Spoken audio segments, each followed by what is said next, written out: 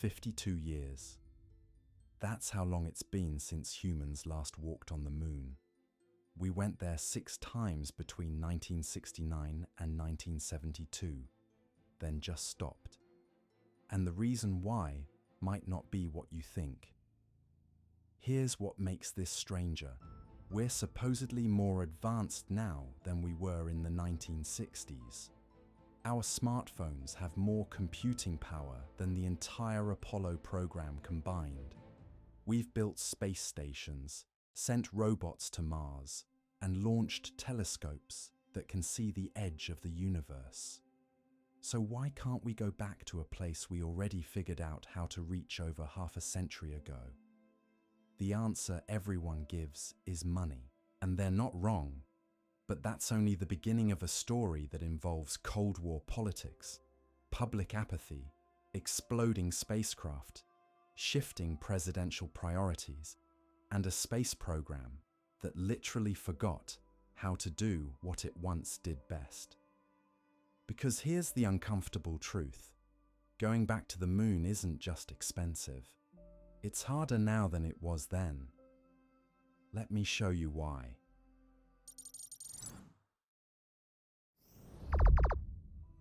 The year is 1961. The Soviet Union just put the first human in space. Yuri Gagarin orbited Earth for 108 minutes, and America is panicking. Not because space exploration is inherently important to the average voter, but because the Soviets are winning. They launched the first satellite in 1957 with Sputnik, triggering what historians call the Sputnik crisis, a genuine fear that America was falling behind technologically and, more importantly, militarily. President Kennedy understood something crucial. This wasn't really about science. It was about proving American superiority during the Cold War. On May 25, 1961, he stood before Congress and made a promise that would reshape human history. I believe that this nation should commit itself to achieving the goal before this decade is out, of landing a man on the moon and returning him safely to the Earth. Think about what he just did. He set a deadline 8 years away for something that had never been done, using technology that didn't exist yet, to win a competition that wasn't really about the moon at all. And then something remarkable happened. America actually paid for it.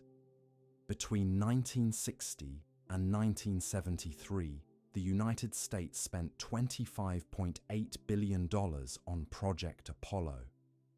That's $280 billion in today's dollars when you include the Gemini program and robotic missions. But here's what makes that number truly staggering. At its peak in the mid-1960s, NASA consumed roughly 4% of the entire federal budget. 4%. For a single agency with one primary goal. NASA's budget for fiscal year 2026? About $24.4 billion, which sounds like a lot until you realize it represents just 0.35% of federal spending. The agency that once commanded 4% of the budget now gets less than half of 1%. That's not a budget cut. That's a fundamental reprioritization of what America values. During Apollo's height, NASA employed more than 34,000 people directly and supported 375,000 contractors from industry and academia. The program required support from over 20,000 industrial firms and universities. This wasn't just a space program. It was a massive industrial mobilization, the largest commitment of resources ever made by any nation during peacetime. Every single Apollo mission cost an average of $445 million in 1970s dollars. That's $2.73 billion per flight in today's money. And they flew them, knowing each one carried significant risk of catastrophic failure. Which brings us to a question nobody asked in 1961, but everybody asks now. Why would you spend that much money and accept that much risk? The answer is simpler than you'd think. We had to beat the Soviets. That's it. That's the reason. Kennedy's speech wasn't about scientific discovery or human exploration. He explicitly framed it as a competition. No single space project in their period will be more impressive to mankind. Impressive, not useful, not necessary, impressive. Because in 1961, impressing the world mattered more than anything else America could spend money on. The space race wasn't happening in isolation. The Soviet Union had humiliated America twice already, first with Sputnik, then with Gagarin. Every Soviet achievement suggested they had better rockets, which meant better missiles, which meant they could potentially win a nuclear war. The moon race was really about proving that American technology could outperform Soviet engineering in the most visible way possible. And it worked. Sort of.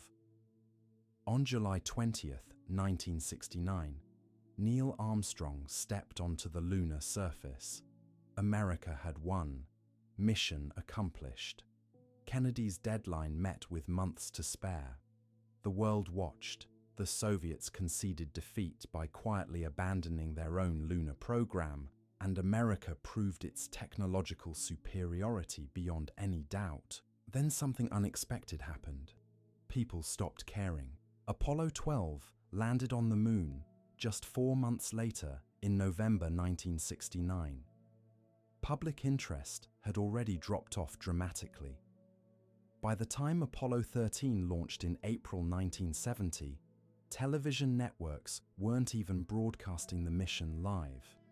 They considered it boring, routine, not worth interrupting regular programming. 2 days into Apollo 13's journey, the crew did a live broadcast from space that every major network ignored. Shortly after that broadcast ended, Mission Control asked astronaut Jack Swigert to flip a switch and perform a routine stir of the spacecraft's oxygen tanks. That simple action triggered an explosion that disabled the spacecraft's primary systems and turned Apollo 13 into one of the most dramatic rescue missions in human history. But here's what reveals the shift in public consciousness. Even a near-fatal accident in space couldn't sustain interest in the program. Apollo 14 flew successfully in early 1971, followed by 15, 16, and 17. Each mission gathered incredible scientific data, discovered new geological formations, and expanded our understanding of the moon's history. The scientific community was ecstatic. The public was done with it. Why? Because the goal was never really scientific, it was political. And once that political goal was achieved, once America definitively beat the Soviet Union, the reason for spending billions of dollars and risking astronauts' lives evaporated. Later, Apollo missions collected hundreds of pounds of lunar samples that revolutionized planetary science. But voters didn't care about solar system history when they were worried about Vietnam, urban poverty, and environmental crises. Congress had actually started cutting NASA's budget in 1967, 2 years before the first moon landing. They saw the writing on the wall. Public enthusiasm was waning, and the Vietnam War was consuming more resources every year. By the time Apollo 11 succeeded, NASA's funding was already in decline. President Nixon, who took office in 1969, had zero interest in continuing expensive moon missions. He wanted to reduce federal spending, and NASA represented an easy target. The space program couldn't sustain Apollo missions at $2.73 billion each while simultaneously developing new programs. something had to give. NASA originally planned missions through Apollo 20. Instead, the program ended with Apollo 17 in December 1972. Apollos 18, 19, and 20 were cancelled, their Saturn V rockets repurposed or put in museums. The last 3 planned missions to the Moon never flew because Congress decided the money could be better spent elsewhere. Just over a year after humans first walked on the Moon, 3 missions were already cancelled. Think about that timeline. America spent 8 years and $280 billion to get there, flew 6 successful missions in 3 years, then stopped. The entire lunar exploration phase lasted less time than it took to develop the capability in the first place.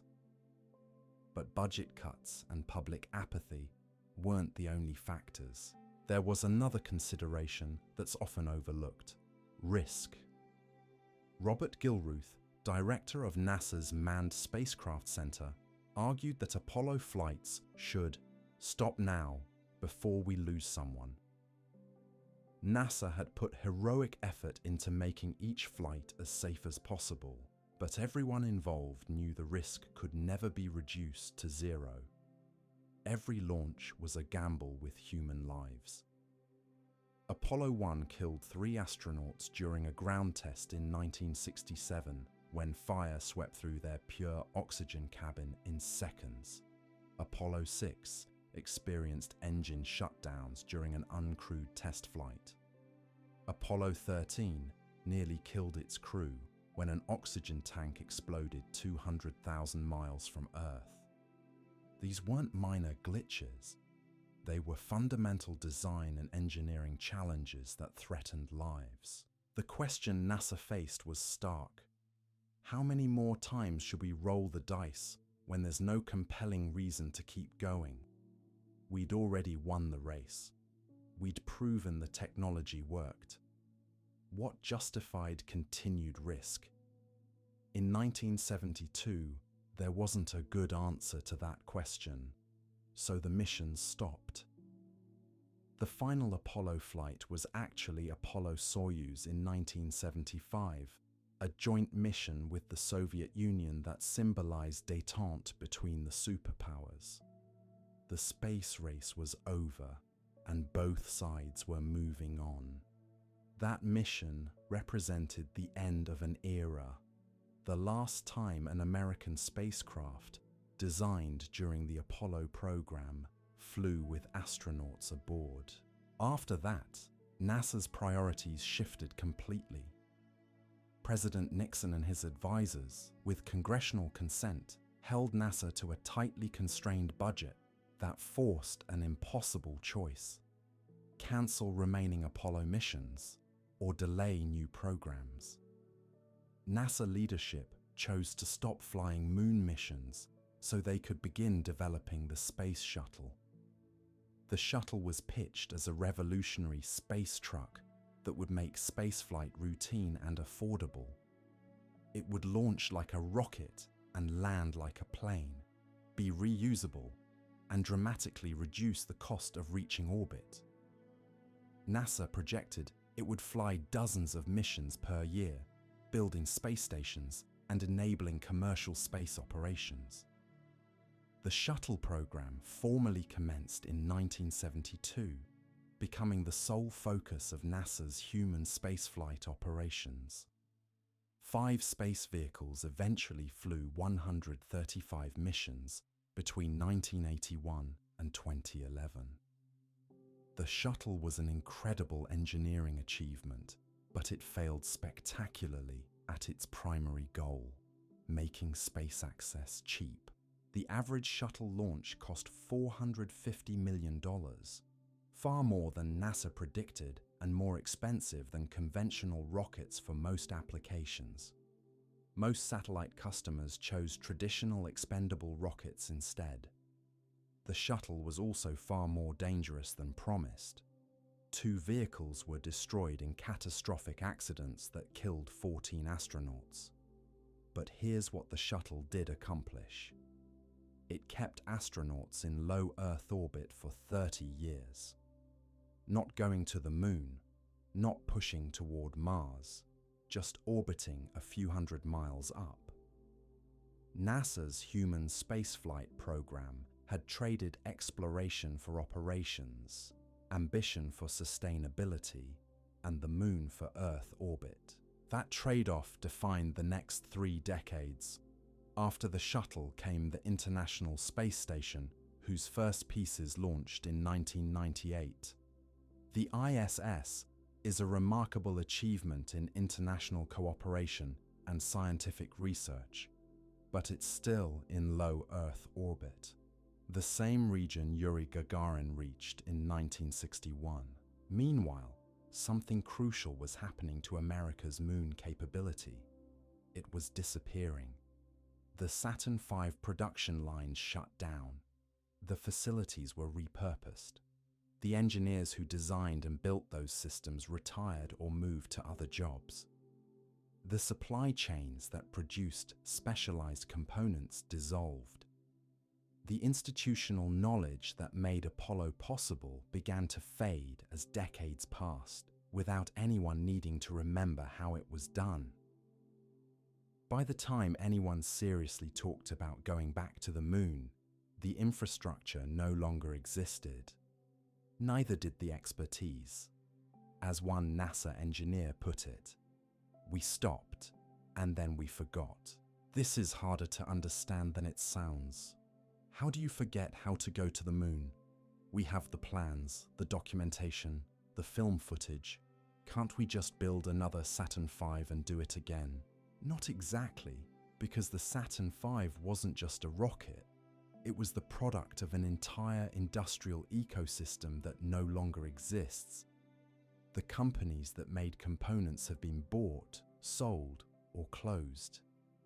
The machinists who knew how to fabricate certain parts have retired. The factories have been torn down or converted to other uses. You can't rebuild a 1960s rocket in 2025 any more than you could restart production of a 1969 Mustang using original manufacturing techniques. The world has moved on. The knowledge exists in archives, but the practical ability to execute it has atrophied, which raises an obvious question. If we can't just rebuild what we had, can't we design something better using modern technology? That question brings us to the next chapter of this story, one that involves presidential promises, billions in wasted spending, and a pattern that's repeated itself for the last 20 years. That answer is yes, but with a massive asterisk. In 2004, President George W. Bush stood in NASA headquarters and announced the vision for space exploration. The Space Shuttle would retire once the ISS was complete. NASA would build new vehicles to return astronauts to the moon by 2020, then push on to Mars. It was Apollo 2.0, and it sounded magnificent. NASA created the Constellation program to make it happen. New rockets called Ares-1 and Ares-5. A new spacecraft called Orion, a lunar lander. The target: put Americans back on the moon by 2019, exactly 50 years after Apollo 11. There was just one problem. Actually, several problems, but they all stemmed from the same root issue: money. Constellation was supposed to begin after the Shuttle retired in 2010, but the Shuttle kept flying until 2011. Meanwhile, Constellation needed billions in development funding that wasn't materializing fast enough. The program fell behind schedule almost immediately. Costs ballooned. By 2009, it was clear the 2019 deadline was impossible. Then, Barack Obama became president. In 2010, Obama cancelled Constellation entirely. His reasoning was straightforward. The program was underfunded, behind schedule, and unlikely to achieve its goals without massive budget increases that weren't coming. Instead, Obama proposed something different, funding commercial companies to handle low Earth orbit access, while NASA focused on deep space exploration using a new heavy-lift rocket. Which brings us to the Space Launch System, or SLS. The SLS is NASA's current heavy-lift rocket, designed to eventually carry astronauts beyond Earth orbit. Congress directed NASA to build it using existing shuttle technology and contractors, partly to preserve jobs and partly to avoid starting from scratch. Development began in 2011. Here's where the pattern becomes obvious. SLS has cost over $50 billion so far and still hasn't flown a crewed mission. Its first test flight happened in November 2022, 11 years after development started. That uncrewed flight, Artemis 1, successfully sent the Orion capsule around the Moon and back. But here's the thing about SLS. It's absurdly expensive. Each launch costs roughly $4 billion when you factor in development costs. Even optimistic estimates put operational launch costs at $2 billion per flight. That's not a typo.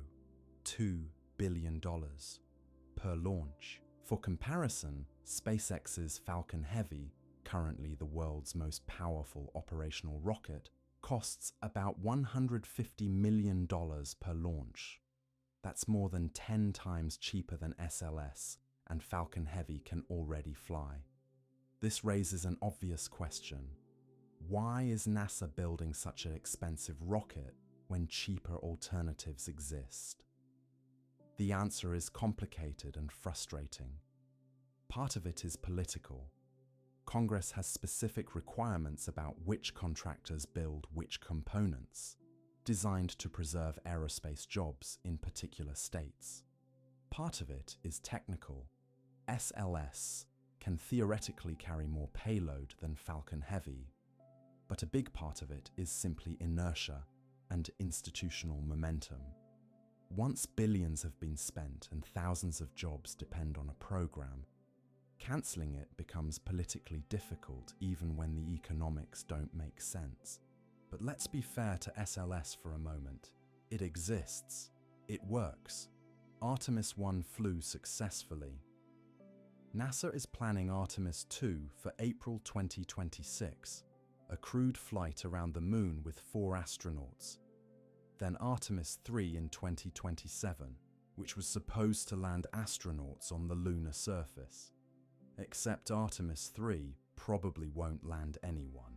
In December 2024, NASA announced another delay. Artemis 3, now scheduled for mid-2027, will conduct rendezvous and docking tests with lunar landers in low Earth orbit, but won't actually land on the Moon. The landing has been pushed back indefinitely, partly due to delays in developing the lunar lander systems. This is the pattern that's repeated for 20 years. Announce a Moon program, set an ambitious deadline. Watch as technical challenges, budget constraints and political changes push that deadline further and further back. Eventually cancel or radically restructure the program. Start over with a new president and a new plan. Les Johnson, a former NASA chief technologist, put it bluntly. Every 4 to 8 years, NASA has its human spaceflight goals and objectives completely, totally, radically altered. That's not how you get to the Moon. Apollo succeeded because it had sustained political commitment for nearly a decade. Kennedy set the goal in 1961. Johnson continued funding it. Nixon saw it through to completion, even though he personally didn't care much about space exploration. The program had enough momentum to survive 3 presidential administrations because the Cold War gave it political immunity. Nothing since Apollo has had that protection. Bush's Constellation lasted 6 years before cancellation. Obama's asteroid redirect mission never got off the ground. Trump redirected NASA back toward the moon with Artemis, setting a 2024 deadline that was obviously impossible from day one. Biden kept Artemis, but the timeline keeps slipping. Complex missions to deep space require multi-billion-dollar contracts and years of continuous work toward the same goal. You can't start and stop. You can't change direction every 4 years. But that's exactly what's been happening. Meanwhile, something fascinating has emerged in the background. Commercial space. SpaceX has revolutionized launch costs with reusable rockets. Blue Origin is developing its own heavy lift vehicle. Both companies are building lunar landers for Artemis under NASA contracts. The commercial space industry has achieved what NASA couldn't with the Shuttle, dramatically reducing the cost of reaching orbit. But here's the irony. Even with cheaper launch costs, returning to the moon remains incredibly expensive because the moon itself hasn't changed. It's still 240,000 miles away, still has no atmosphere to slow your descent, still requires you to carry all your fuel for landing and takeoff, still bombards you with radiation because it has no magnetic field, still swings between 250 degrees Fahrenheit in sunlight and minus 280 degrees Fahrenheit in shadow. The moon is a brutally hostile environment, and getting there safely requires solving the same fundamental physics problems that Apollo solved. Modern technology helps: better computers, lighter materials, more efficient engines, but the basic challenges remain unchanged. And here's something most people don't realize. We actually hold ourselves to much higher safety standards now than we did in the 1960s. Apollo was dangerous, genuinely dangerous. The Apollo 1 fire killed 3 astronauts during a ground test in 1967. Apollo 6 had engine failures.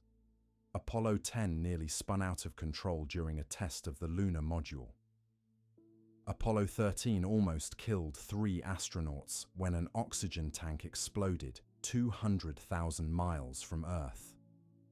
Robert Gilruth, director of the Manned Spacecraft Center, wanted to stop Apollo flights before someone died on the moon itself. NASA managers knew the risk couldn't be reduced to 0. They accepted casualties as a possibility because beating the Soviets mattered more than perfect safety. We don't accept that calculus anymore. Modern human spaceflight operates under the assumption that astronaut deaths are unacceptable. After the Challenger and Columbia disasters killed 14 astronauts, NASA's risk tolerance dropped dramatically. The Artemis program has much stricter safety requirements than Apollo ever did. That's morally right. But it makes everything slower and more expensive. Every system needs redundant backups.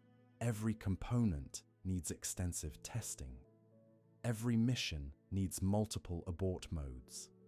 The Orion capsule that flew on Artemis 1 underwent years of development and testing that would have been inconceivable in the 1960s. This brings us to perhaps the most uncomfortable truth about why we haven't gone back. We're not willing to pay the price or accept the risk. Apollo cost $280 billion in today's money and risked astronaut lives on every mission. We achieved it because the alternative, losing the space race to the Soviets, felt worse than the cost and risk. What's the equivalent motivation now? Some argue China provides it. In 2023, China announced plans to land astronauts on the moon by 2030. They're building the rockets and spacecraft to do it.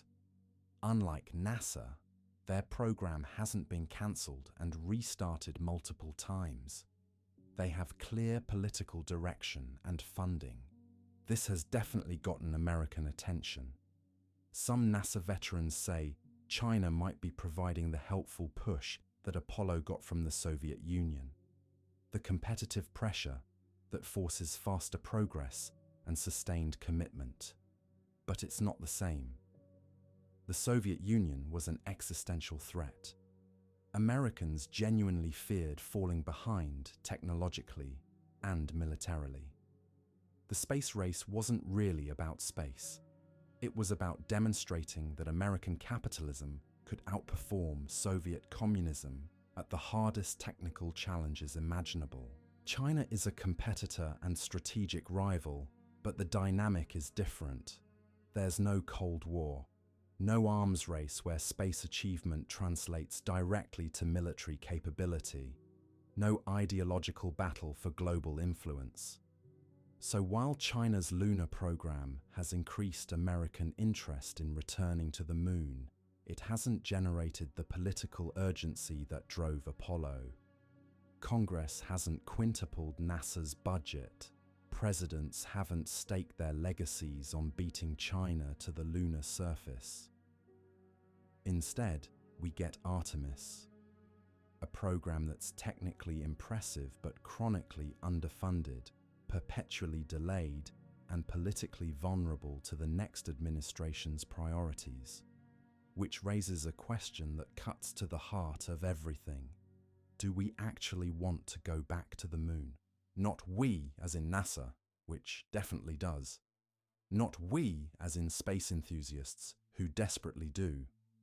But we as in America, the voting public and the politicians who represent them. Because here's the reality. If we wanted to go back badly enough, we would. We'd fund it properly. We'd accept the risks. We'd maintain political commitment across administrations. We'd make it a national priority the way we did in the 1960s. We haven't done those things. Instead, we've spent 50 years saying we want to go back while consistently choosing not to pay for it or commit to it. Every few years, we announce a new moon program with great fanfare. Then we underfund it, change its requirements, or cancel it entirely when the next administration arrives. The pattern is so consistent, it's almost comical. Except it's not funny, it's tragic. Because the capability to return to the moon keeps slipping further away, even as the rhetoric about going back intensifies. But something interesting is happening now that might actually change the equation. Output word count. 2,251 words. The private space industry is fundamentally changing the economics and politics of lunar exploration in ways that weren't possible during Apollo. SpaceX has already demonstrated reusable rockets with Falcon 9 and Falcon Heavy. They've launched hundreds of missions at a fraction of traditional costs. Their Starship vehicle, currently in testing, is designed to be fully reusable and capable of carrying over 100 tons to the lunar surface. That's more payload capacity than the entire Apollo program had available for 6 landing missions combined. Blue Origin, founded by Jeff Bezos, is developing its own lunar lander called Blue Moon. They're also working on the New Glenn rocket, designed for heavy lift to deep space. Unlike government programs that get cancelled when administrations change, these companies operate on business timelines with private capital backing their development. This shift matters because it changes the fundamental question from, can the government afford this, to, can private companies make money doing this? The answer increasingly appears to be yes, not from tourism or mining, at least not initially, but from NASA contracts and international partnerships. Artemis is structured differently than Apollo precisely because of this new reality. Rather than NASA building everything itself, the agency is contracting with commercial partners for key components. SpaceX won a $2.9 billion contract to develop a Starship variant as the Artemis lunar lander. Blue Origin received $3.4 billion for a backup lander. These aren't cost-plus contracts like the old days, where contractors got paid regardless of delays or overruns. They're fixed-price agreements where companies assume much of the financial risk. This approach has problems. Fixed-price contracts can lead to corner-cutting or financial collapse if costs exceed estimates. But it also creates powerful incentives for efficiency that government programs historically lacked. The result is a fundamentally different architecture for returning to the moon. Apollo was a sprint. Get there first, prove we could do it, then stop. Artemis is designed as a marathon. Establish infrastructure that can support sustained presence over decades. That infrastructure includes the Lunar Gateway, a small space station that will orbit the moon. It'll serve as a staging point for surface missions, a research laboratory, and potentially a refueling depot for missions to Mars. The first modules are scheduled to launch in the mid-2020s. On the surface, NASA is planning the Artemis base camp near the lunar South Pole. This isn't flags and footprints. It's a permanent outpost with habitats, rovers, and power systems. The location is strategic. Permanently shadowed craters at the poles contain water ice that could be converted to drinking water, breathable oxygen, and rocket fuel. Water ice on the moon changes everything. Apollo crews brought every molecule of water they needed from Earth at enormous cost. Future missions could extract it locally, dramatically reducing launch mass and enabling longer stays. But here's where ambition collides with reality. Artemis is chronically underfunded for these goals. The program needs roughly $7 billion annually to stay on schedule. Congress has consistently appropriated less.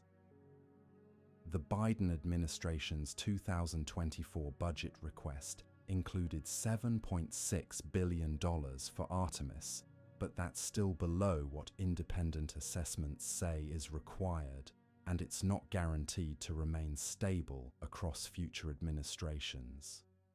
This funding uncertainty creates a cascading problem.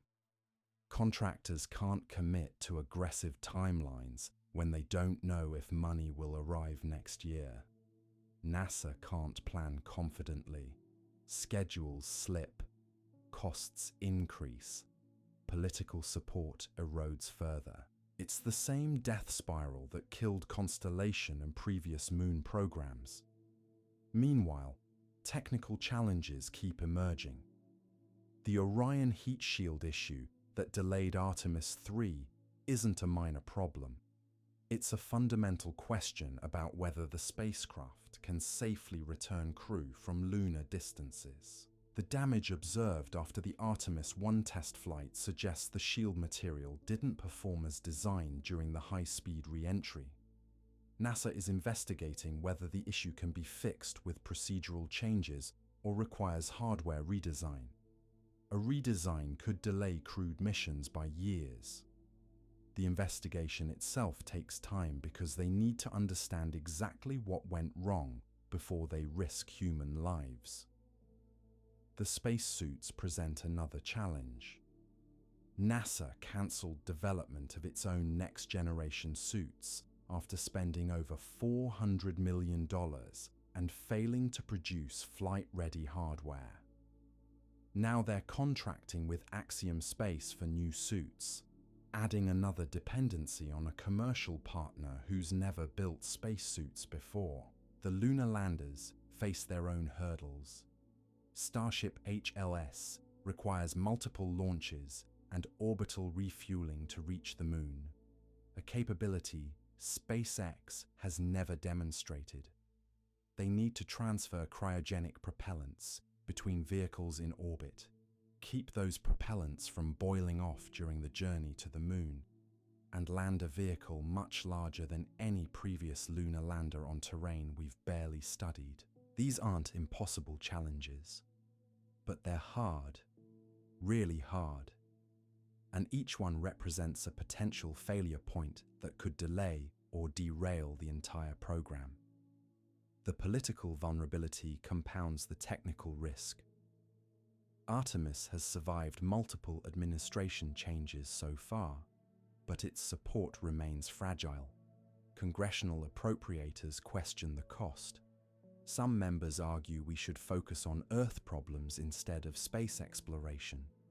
Others support space but prefer different destinations, Mars, asteroids, or continuing ISS operations.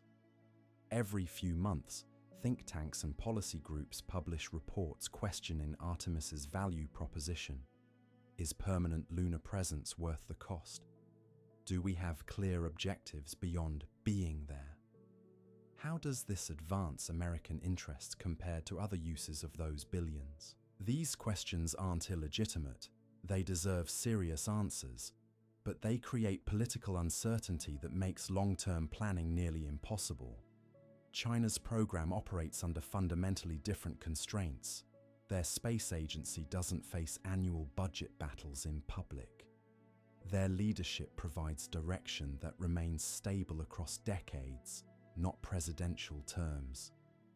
Their engineers don't worry about contract disputes or political appointees changing requirements mid-development. This gives China strategic advantages in sustained programs that require patience and consistency. They've methodically built capability over 30 years. First satellites, then crewed orbital missions, then spacewalks, then space stations, now lunar robotics, soon crewed lunar missions. Each step built on the previous one. No major cancellations, no radical redirections, just steady progress toward clearly defined goals. Their Chang'e robotic program has been remarkably successful. Chang'e 4 achieved the first landing on the moon's far side. Chang'e 5 returned samples from the near side. Chang'e 6 brought back samples from the far side, a technological first that demonstrated capabilities NASA doesn't currently possess. These missions aren't just prestige projects, they're systematic preparation for crewed landings. The same way Gemini prepared for Apollo, China's robotic missions are testing systems, gathering data, and proving technologies they'll need for human expeditions. Their announced timeline calls for crewed landings by 2030. Unlike NASA's timelines, which have slipped repeatedly, China's dates have remained relatively stable. They're developing the Long March 10 rocket specifically for lunar missions. They've shown mock-ups of their lunar lander and surface suits. They're building infrastructure. Do they face technical challenges? Absolutely. Their human spaceflight program is less mature than America's. They've never sent humans beyond low Earth orbit. They haven't demonstrated all the technologies required for lunar landing and return. But they're progressing systematically while America's program lurches between administrations, budget crises, and competing priorities. This creates a scenario many space policy experts find deeply ironic. We might return to the moon, not because we decided it was worth doing, but because we're afraid of not being first. Again, the difference is that this time, first might mean first to establish permanent presence rather than first to plant a flag. And that's a much more expensive, sustained commitment than Apollo required. Which brings us back to the fundamental question. What happens if America doesn't get there first? During the Cold War, the answer seemed obvious. Soviet technological and military superiority. Communist ideology winning the global competition. existential threat to American security. Those fears justified unlimited spending and risk. What's the modern equivalent? China reaching the moon first would be symbolically significant. It would challenge American assumptions about technological leadership. It might shift international perceptions about which system, democratic capitalism or authoritarian state control, delivers better results for ambitious national projects. But would it threaten American security the way Soviet lunar bases might have in the 1960s? Does lunar presence translate to military advantage in an era of precision-guided weapons and cyber warfare? These questions have no clear answers, which is precisely why they don't generate the political urgency that drove Apollo. Meanwhile, international partnerships are creating a different dynamic entirely. The Artemis Accords, signed by over 40 countries, establish principles for lunar exploration and resource utilization. They're creating a coalition approach rather than a bilateral race. Japan is contributing to the Lunar Gateway. The European Space Agency is providing service modules for Orion. Canada is building a robotic arm for Gateway. These partnerships spread costs and build international support. But they also add complexity and dependencies that can slow progress. The result is a situation unlike anything in space exploration history. Multiple actors, government agencies, private companies, international partners, working toward lunar return through different approaches, timelines, and motivations. Some competition, some cooperation, lots of uncertainty. This messy reality is probably more sustainable than Apollo's focused sprint. It's also slower, more frustrating, and less likely to deliver clear-cut victories that capture public imagination. But something else is happening beneath all the politics and delays.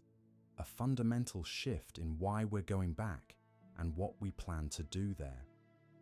Output word. Count. 2,250 words. Part 4. The Moon.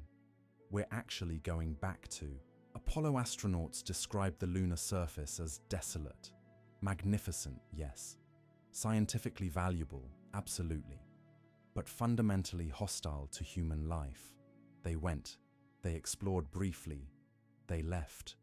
The moon Artemis astronauts will encounter isn't different.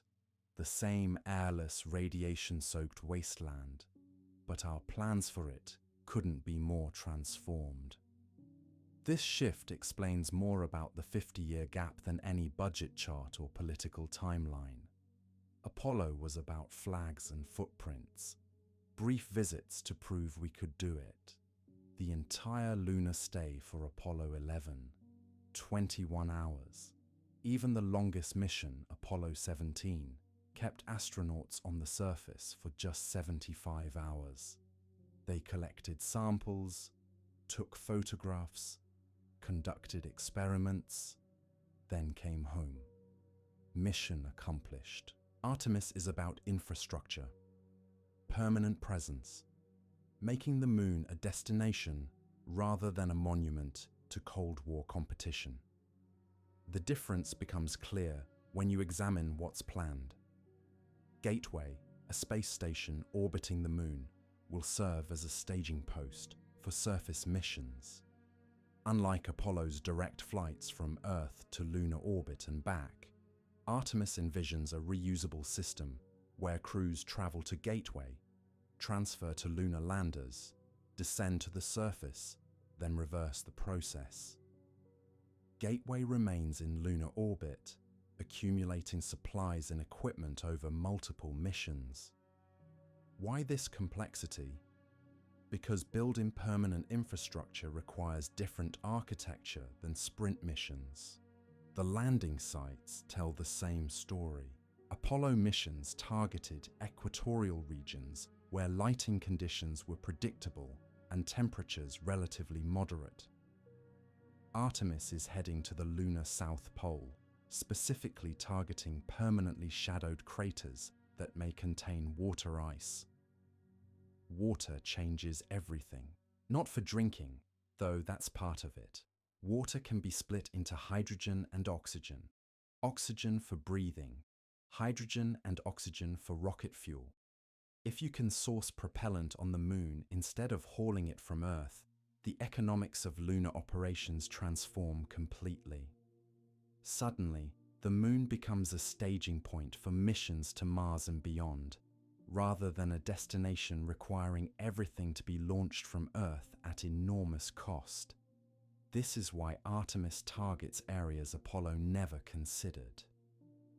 Those permanently shadowed craters near the poles might contain billions of kilograms of water ice, deposited by comet impacts over billions of years, and preserved in the eternal darkness where temperatures never rise above -230 degrees Celsius. Proving that ice exists and can be extracted isn't simple.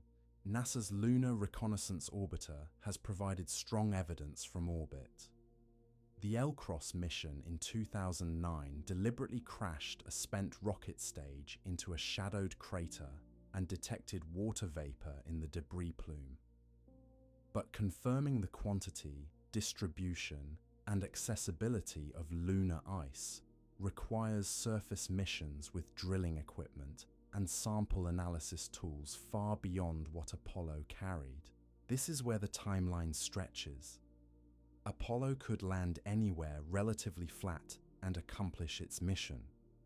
Artemis needs to land in specific locations, the edges of permanently shadowed craters where sunlight is available for solar power, but ice deposits are nearby. These sites are technically challenging. Rough terrain, limited landing zones. Navigation systems need centimeter-level precision instead of Apollo's meter-level accuracy. Then there's the hardware humans will need to work in these conditions. Apollo spacesuits were engineering marvels for their time, but they were designed for brief excursions in relatively benign equatorial regions. The suits were stiff, limited mobility, and had operational lifetimes measured in hours. Astronauts described them as exhausting to work in. After several hours of lunar surface activity, they were physically spent. Artemis suits need to support extended operations in much harsher conditions. The lunar poles experience temperature extremes Apollo never faced. One step from sunlight into shadow can mean a temperature swing of 300 degrees Celsius. Suits need to handle this without freezing mechanisms or cooking astronauts. They need joints flexible enough for construction work, geology, and equipment maintenance over 8-hour excursions. They need to be maintainable, cleaned, repaired, and reused rather than discarded after each mission. NASA awarded contracts to Axiom Space and Collins Aerospace to develop these next-generation suits. The design challenges go beyond engineering. Apollo suits were custom-fitted to individual astronauts. Artemis suits need to accommodate a range of body sizes because, and this matters, the program aims to land the first woman and first person of color on the moon. That's not just symbolic. It reflects the reality that space exploration needs to draw from the entire talent pool, not just the narrow demographic that dominated the Apollo era. But suits are just the beginning of the equipment challenges. Apollo astronauts used the lunar roving vehicle on the final 3 missions. These battery-powered dune buggies extended their exploration range from hundreds of meters to several kilometers. They were remarkable machines, designed to fold into a space smaller than a closet, then deploy on the lunar surface. But they were disposable, left behind when the astronauts departed. Artemis needs vehicles that stay, that operate for years, that can be remotely controlled between crewed missions. NASA is developing what it calls the Lunar Terrain Vehicle, essentially a pressurized rover where astronauts can live and work for days at a time during extended excursions. Think of it as a lunar RV rather than a dune buggy. The power requirements alone represent a quantum leap. Apollo missions carried batteries and fuel cells sufficient for days. Permanent lunar presence requires sustained power generation. Solar panels work during the lunar day, which lasts 14 Earth days. But the lunar night is equally long. Surviving 2 weeks of darkness while maintaining life support and scientific operations demands either nuclear power sources or massive energy storage systems. NASA is pursuing both approaches. Small nuclear reactors specifically designed for lunar deployment could provide continuous power regardless of sunlight. But nuclear technology faces regulatory hurdles and public perception challenges that didn't exist during the Apollo era. Battery technology has advanced enormously since the 1960s, but storing enough energy to run a lunar habitat through 14 days of darkness still requires substantial mass. Every kilogram of mass means launch cost. This is where the economic equation becomes brutal. Apollo launched everything needed for each mission on a single Saturn V rocket. The entire spacecraft, command module, service module, lunar module, weighed about 45,000 kilograms. That was sufficient for a crew of 3 on a mission lasting 8 to 12 days, with 2 astronauts spending at most 3 days on the surface. Artemis missions need to support crews for weeks, with habitats, rovers, power systems, life support, scientific equipment, and construction materials for permanent infrastructure. The mass requirements explode. The Space Launch System, NASA's new heavy lift rockets, can carry about 27,000 kilograms to lunar orbit, less than the Saturn V despite being larger and more expensive. This means multiple launches for a single mission. Gateway modules, lunar landers, cargo shipments, each requires its own SLS flight. At roughly $2 billion per launch, the arithmetic becomes painful quickly. Commercial launch providers offer potential alternatives. SpaceX's Starship, if it achieves its design specifications, could carry over 100,000 kilograms to lunar orbit at a fraction of SLS costs. But Starship is still in development, facing technical challenges that have delayed its timeline repeatedly. NASA selected a Starship variant as one of its lunar landers, betting that commercial innovation will provide capabilities government programs struggle to deliver. This dependence on commercial partners represents another fundamental shift from Apollo. NASA controlled everything during the 1960s: rockets, spacecraft, mission planning, operations. The agency employed over 400,000 people, directly or through contractors, all working toward a single goal under unified management. Artemis spreads responsibilities across NASA, international partners, and commercial companies. The European Space Agency is building service modules for Orion, NASA's crew capsule. The Canadian Space Agency is providing robotics for Gateway. Japan is contributing habitation modules. SpaceX and Blue Origin are developing competing lunar landers. This distributed approach has advantages: shared costs, diverse expertise, international buy-in. But coordination becomes exponentially more complex. Every interface between systems developed by different organizations is a potential failure point. Every partnership agreement is a negotiation that can delay progress. Compare this to Apollo's focused command structure. When problems arose, NASA could redirect resources immediately. When the lunar module fell behind schedule, the agency moved engineers from other programs to fix it. When Apollo 1's fire revealed design flaws, NASA shut down operations until the spacecraft was rebuilt correctly. The unified management structure enabled rapid decision-making that's nearly impossible when responsibilities are distributed across multiple organizations with competing interests. Yet the distributed approach may be the only sustainable model. Apollo's focused effort was extraordinary precisely because it was unsustainable.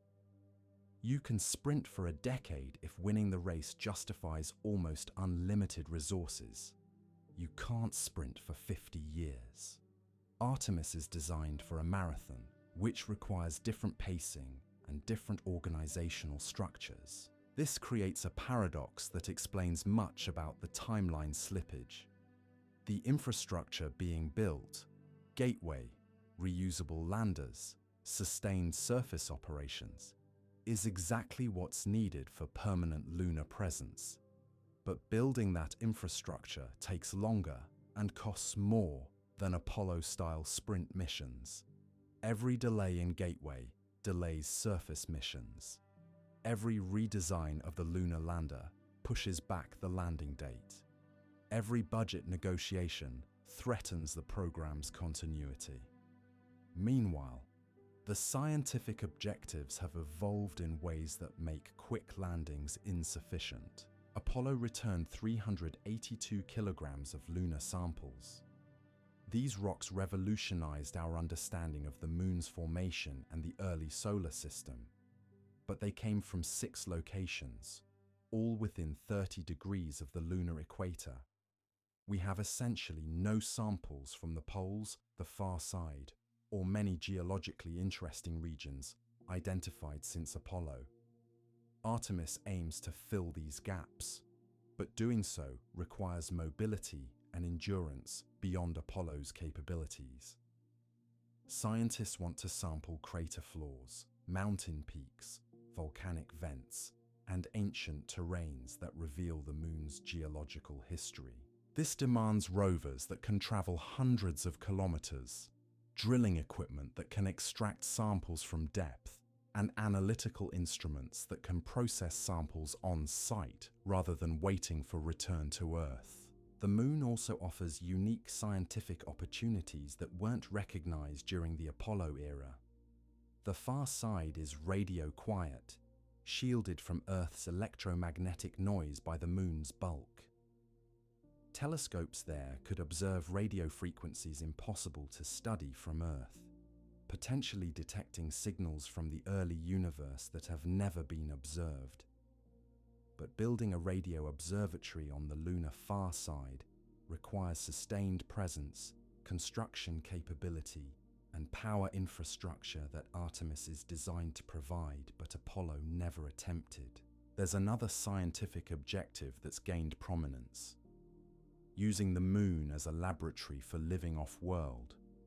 If humans are going to Mars, a journey requiring years rather than days, we need to prove we can maintain long-duration operations far from Earth. The Moon is close enough that emergency return is possible in days rather than months. It's an ideal proving ground for life support systems, radiation shielding, psychological factors of isolation, and closed-loop resource utilization before attempting Mars missions. This practical experience gathering wasn't part of Apollo's mission. Those astronauts were test pilots, selected for their ability to handle dangerous machinery under extreme conditions. They weren't expected to live on the Moon or establish sustainable operations. They were expected to land, explore briefly under enormous risk, then return safely. The risk tolerance itself has shifted dramatically. Apollo accepted casualty probabilities that would be unthinkable today. NASA estimated that Apollo 11 had roughly a 50% chance of successful landing and return. The agency was prepared to accept losses as the cost of winning the space race. After the Apollo 1 fire killed 3 astronauts during a ground test, the program paused for modifications, but continued with essentially the same risk profile. Modern space programs operate under different constraints.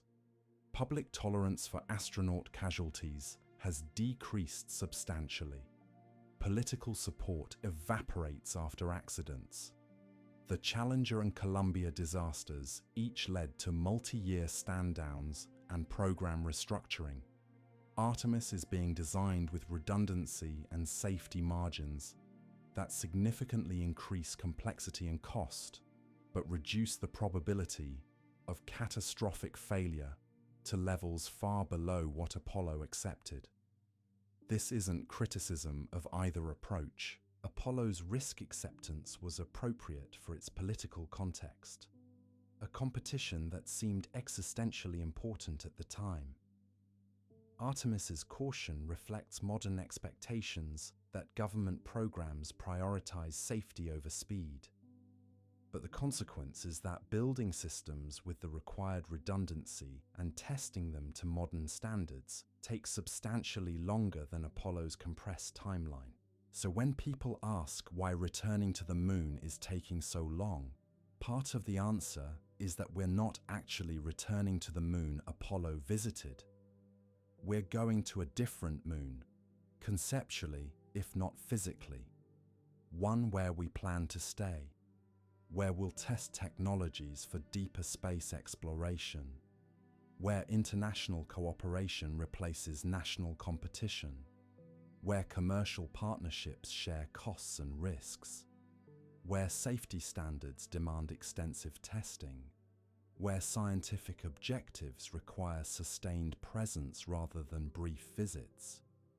This moon requires different architecture, different timelines, different political structures, and different economic models than the moon of flags and footprints. Whether this approach succeeds depends on factors that haven't fully played out.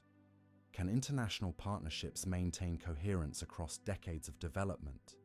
Will commercial providers deliver promised capabilities at projected costs? Will political support survive multiple administrations with competing priorities? Can costs be controlled when requirements keep expanding? These questions don't have clear answers, which is precisely why Artemis timelines keep slipping, while China's dates hold relatively steady. Output word count, 2,250 words. Part 5. The architecture that never was. China's methodical approach highlights something uncomfortable about Western space programs. The infrastructure problem isn't just political, it's architectural in ways that go deeper than most people realize. The Saturn V didn't just stop flying because NASA ran out of missions. The entire industrial ecosystem that built it dissolved. Imagine trying to reproduce a 1960s muscle car today, without access to the original factories, tooling, suppliers, or workers who knew the manufacturing tricks never written down. Now, multiply that complexity by 1,000.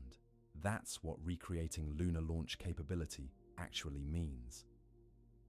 When Apollo ended, the production lines shut down permanently. The tooling, the massive presses, jigs, and fixtures that shaped rocket components, was scrapped or repurposed. The specialized facilities were converted to other uses. More critically, the supply chain disappeared. Thousands of subcontractors who manufactured everything from valve assemblies to guidance system components moved on to other industries. The institutional knowledge of how these systems actually worked, the troubleshooting wisdom that existed in engineers' heads rather than documentation, retired or died with them. This isn't unique to Apollo, it's happened repeatedly across aerospace programs. When the Space Shuttle retired, similar knowledge evaporation occurred. Engineers who understood why certain modifications had been made, what problems had been solved through undocumented workarounds, simply left. The next generation inherits blueprints and specifications, but not the context of why things were done certain ways. NASA discovered this painfully when attempting to restart F-1 engine production for potential future use. The F-1 powered the Saturn V's first stage, 5 engines generating 7.5 million pounds of thrust. The blueprints exist, the specifications are preserved. But when modern engineers examined the original hardware, they found discrepancies between the documentation and the actual engines. Manufacturing techniques had been adjusted during production in ways never formally recorded. Tolerances were different than specifications indicated. Materials had been substituted when original suppliers couldn't meet demand. Rebuilding the F-1 from scratch would require reverse engineering the actual flight hardware, then developing entirely new manufacturing processes since the original techniques no longer exist. The cost of doing this approaches the cost of designing a new engine entirely, which is exactly what NASA did with the RS-25 for the Space Launch System. The Space Launch System represents this architectural challenge at program scale. Development began in 2011.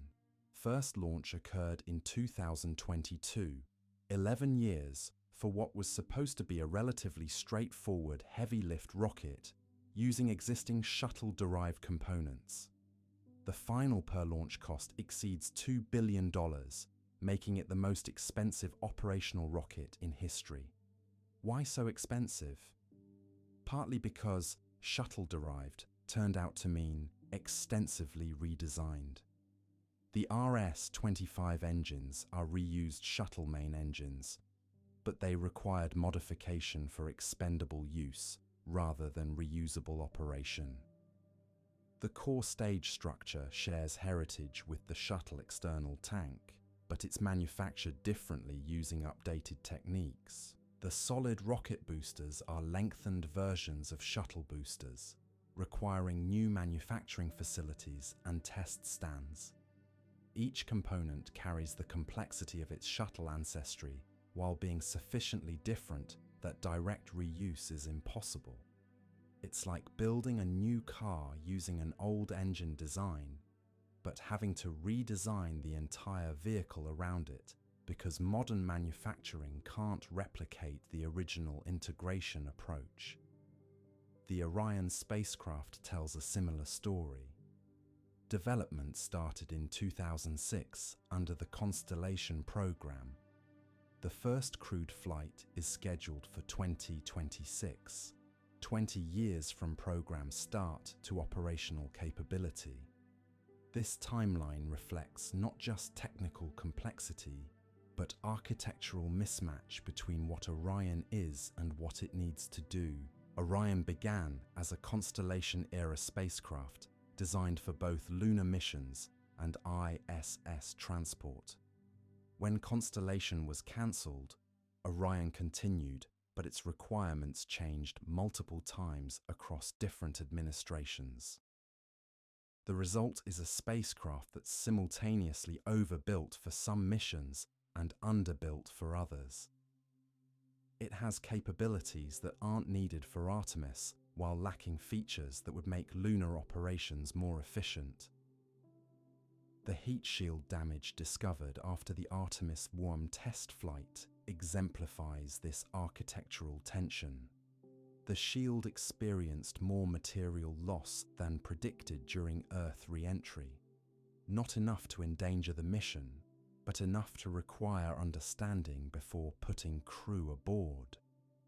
The investigation revealed that the problem stemmed from permeability variations in the material that weren't fully characterized during development. Fixing it requires either accepting the risk, modifying the material, or changing the re-entry trajectory. Each option carries cascading implications. Accepting the risk conflicts with modern safety standards. Modifying the material means redesigning, remanufacturing, and retesting the entire heat shield, years of work. Changing the re-entry trajectory affects mission planning, orbital mechanics, and recovery operations. There's no simple fix, because the architecture locks in certain constraints. This is what makes comparisons to Apollo frustrating for NASA engineers. Apollo had the luxury of clean sheet design, with essentially unlimited budget during critical development years. Every component could be optimized specifically for lunar missions without worrying about reusability, multi-purpose functionality, or cost constraints beyond beating the Soviets before 1970. Artemis inherits a patchwork of requirements, legacy systems, budget restrictions, and political demands that make clean optimization impossible. The architecture must accommodate commercial partnerships, international contributions, reusability goals, Mars-forward design decisions, and budget realities simultaneously. These constraints often conflict, forcing compromises that satisfy none of the objectives particularly well. The Gateway Lunar Station illustrates this perfectly. Gateway is a planned outpost that will orbit the Moon, serving as a staging point for lunar landings and eventually Mars missions. It's also a political necessity that accommodates international partners, particularly Canada, Europe, and Japan, who want roles in lunar exploration but can't contribute to landing systems as easily as to an orbital station. From a pure engineering standpoint, Gateway isn't necessary for initial Artemis landings. Apollo demonstrated direct-to-surface missions without orbital infrastructure. But Gateway serves multiple non-engineering purposes. Maintaining ISS partnerships in the post-ISS era, testing deep space systems, providing abort options for surface missions, and crucially, creating roles for international partners that justify their continued investment in the program. This political architecture shapes technical architecture in ways that increase complexity and cost. The lunar landers must be designed to dock with Gateway. Mission profiles include Gateway stopovers. Communication systems must account for Gateway's orbit. Each requirement adds mass, complexity, and failure modes. Commercial partnerships introduce another architectural layer. NASA isn't building the lunar landers directly. SpaceX's Starship HLS and Blue Origin's Blue Moon are commercial vehicles developed under NASA contracts, but owned by private companies with their own objectives beyond Artemis. Starship HLS is a variant of SpaceX's fully reusable Mars transportation system. The lunar version is expendable and heavily modified, but SpaceX is developing it primarily to advance Starship for Mars colonization, Elon Musk's stated long-term goal. NASA's requirements for Artemis are constraints on this larger architecture rather than the primary driver. This creates interesting tensions. SpaceX wants Starship to be rapidly reusable with minimal ground processing. NASA wants extensive testing and verification before each flight. SpaceX designs for Mars missions with different requirements than lunar missions. NASA needs specific capabilities for Artemis timelines. The resulting vehicle must satisfy both sets of demands, which don't always align. Blue Origin's approach differs but faces similar architectural challenges. Blue Moon is designed from the start as a lunar lander without the Mars-focused heritage of Starship. But Blue Origin is also developing it as part of Jeff Bezos's vision for space industrialization and eventual lunar resource utilization. The architecture must serve Artemis while remaining adaptable for Blue Origin's longer-term commercial objectives. These competing architectural visions, NASA's Artemis requirements, SpaceX's Mars focus, Blue Origin's industrial vision, international partners' priorities, must somehow integrate into a coherent system. The challenge isn't any single component.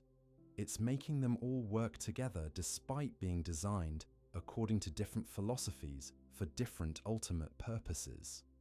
The contrast with Apollo becomes stark.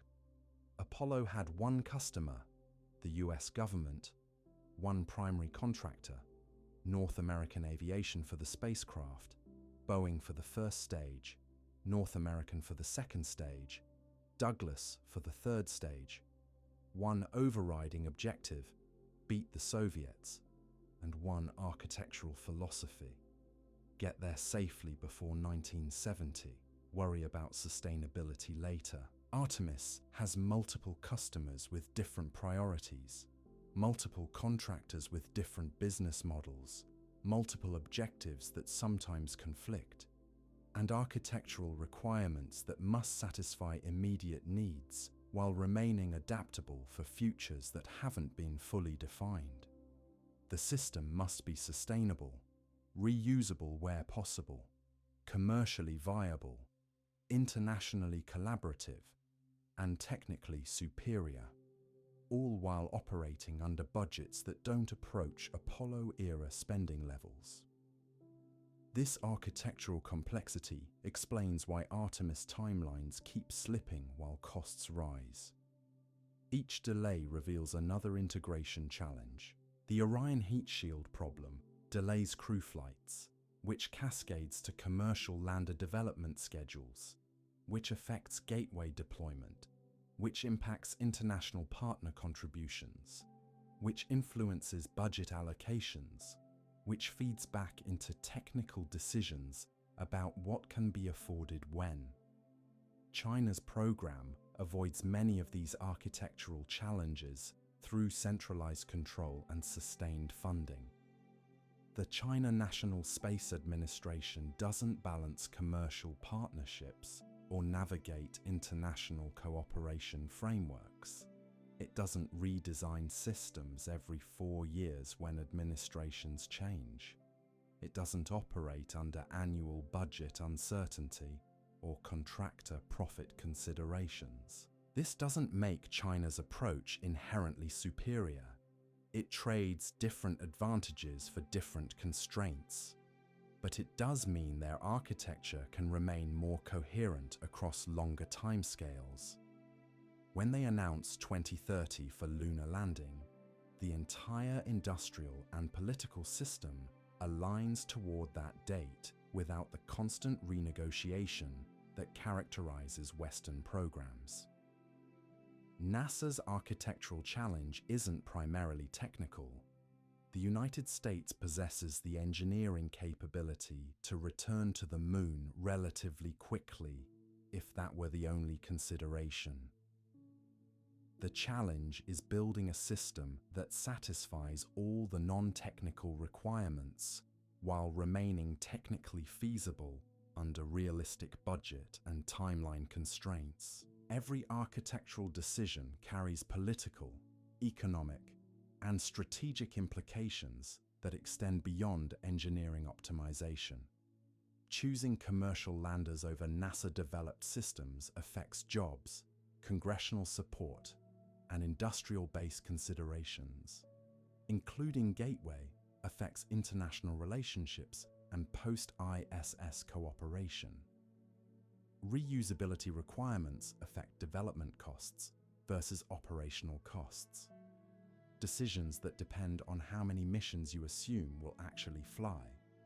These aren't problems that can be engineered away.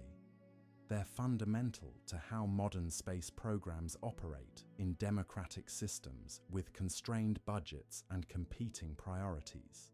The architecture that emerges from this process inevitably carries more complexity, more compromise, and more fragility than clean sheet programs with singular focus. Output word count, 2,250 words. Part 6. The human factor. The technological and political explanations only tell part of the story.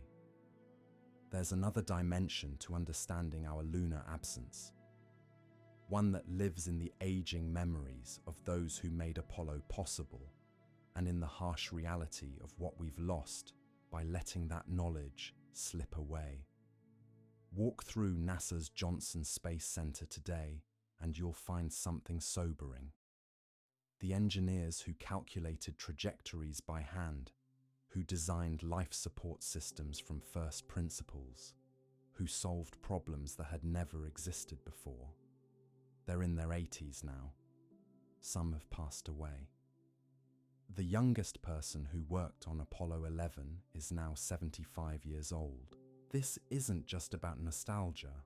It's about institutional knowledge that can't be fully captured in documentation. When those engineers solved problems during Apollo, they didn't just write down the solution. They understood the why behind every decision, the alternatives they rejected, the subtle factors that influenced each choice. That contextual understanding, the engineering intuition developed through direct experience, largely died when the program ended. Consider the F1 engine that powered the Saturn V's first stage. 5 of these monsters generated 7.5 million pounds of thrust, burning 3 tons of propellant per second. When NASA wanted to potentially revive this engine for modern use, they brought one out of museum storage and disassembled it completely. What they found was humbling. The engine contained hand-filed parts, components that had been individually adjusted by skilled machinists who knew from experience how the metal would behave under extreme conditions. The tolerances weren't always what the blueprint specified.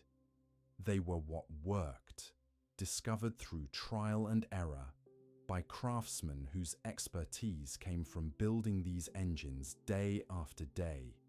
Modern engineers examining the hardware found modifications that weren't in any documentation, tweaks that someone had made and never recorded because everyone working on the line just knew that's how you did it. This tacit knowledge extended throughout Apollo. The seamstresses who hand-sewed the spacesuits understood how the fabric would perform under stress in ways that went beyond specifications. The technicians who assembled the lunar module knew which bolts needed an extra quarter turn, which seals required special attention, which instruments were temperamental and needed gentle handling. They developed this expertise through repetition, through building multiple units, through seeing what worked and what failed. All of that is gone. The factories that built Apollo hardware have been demolished or repurposed. The specialized tools were scrapped or sold off. The supply chains that produced unique materials and components dissolved when the orders stopped coming. The companies that existed solely to support Apollo either went bankrupt or pivoted to different industries. You can't just recreate this infrastructure from blueprints and specifications. Even if all the documentation were perfect, which it isn't, you'd still face the challenge of rebuilding an entire industrial ecosystem that no longer exists. Modern equivalents don't always work the same way. Materials have changed. Manufacturing processes have evolved. The vendors who supplied specific components are long gone.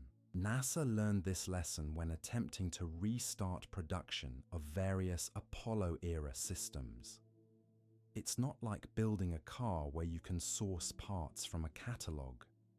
Many Apollo components were one-off designs made by companies that don't exist anymore, using techniques that aren't practiced today.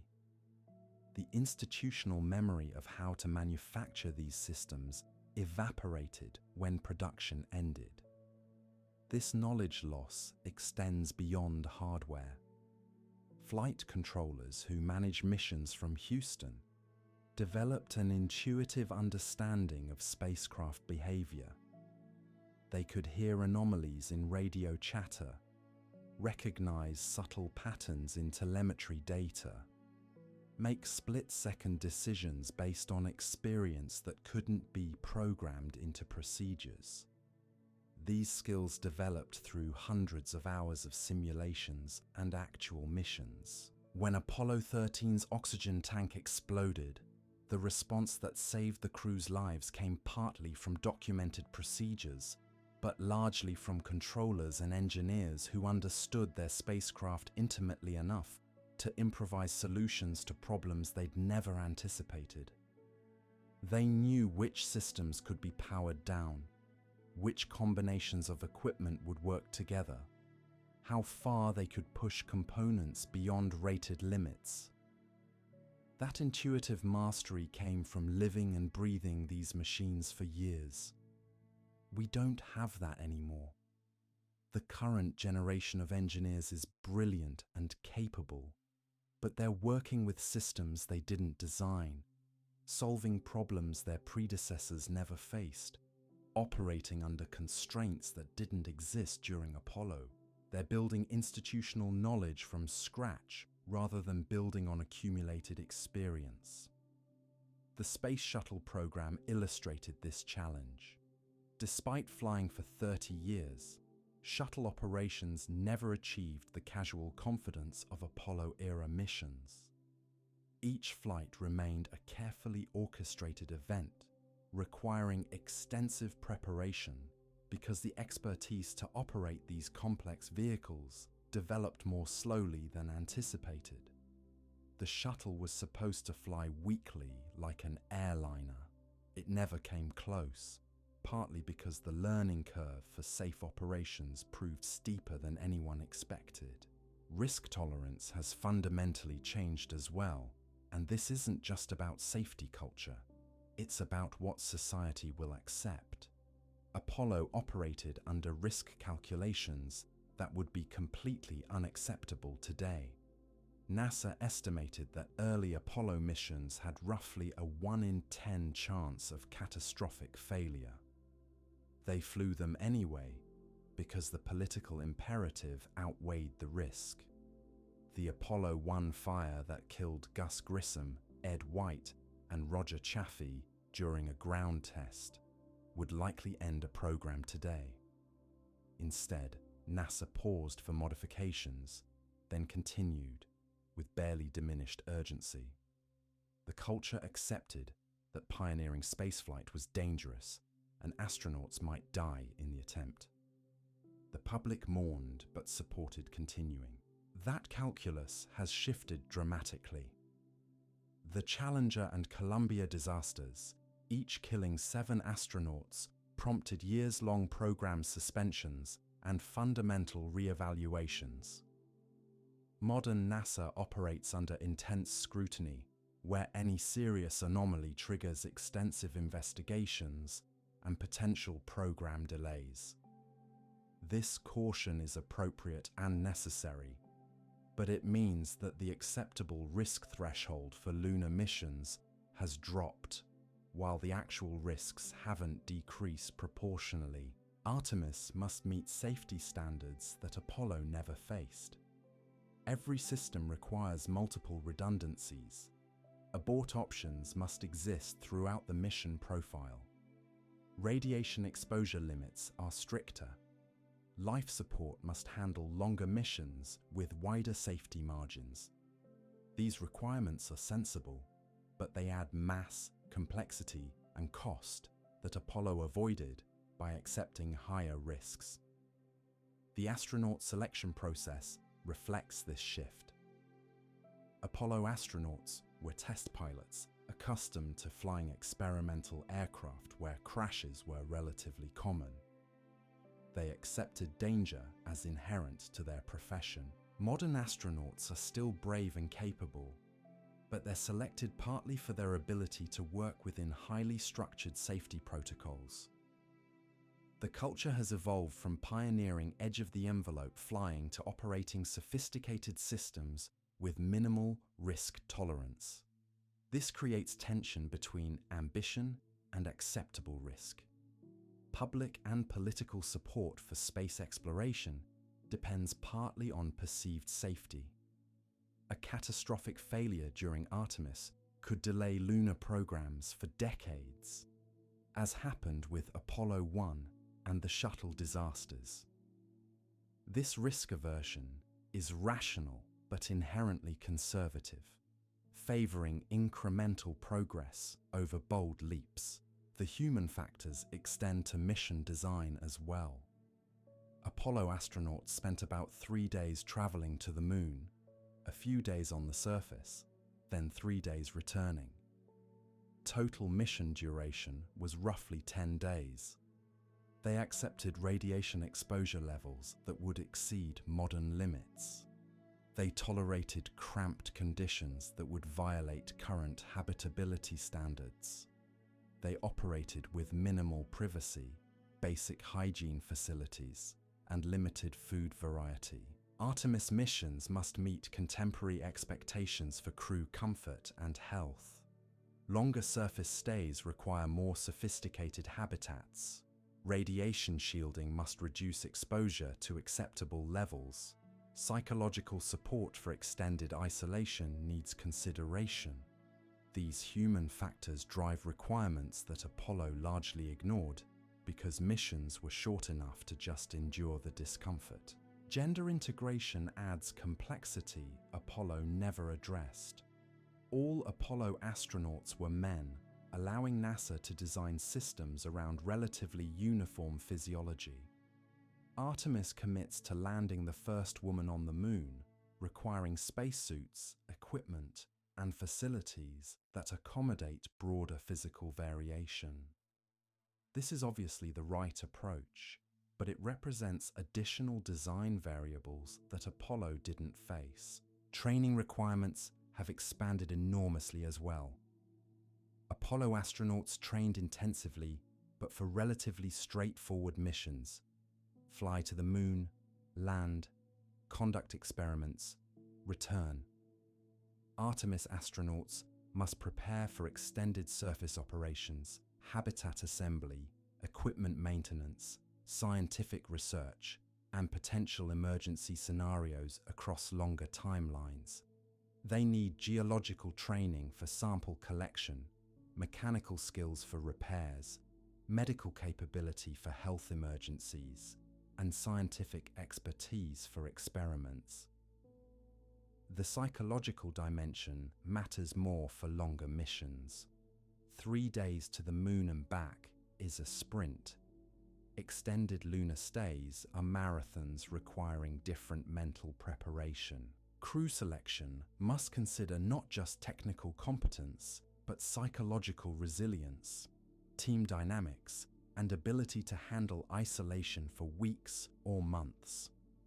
Apollo assessed these factors, but with less emphasis because mission durations were shorter. Public engagement presents its own challenges. Apollo captured global attention because it was unprecedented and happened during an era of limited media competition.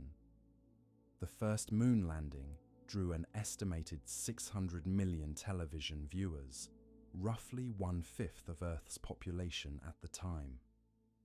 It dominated news coverage for weeks.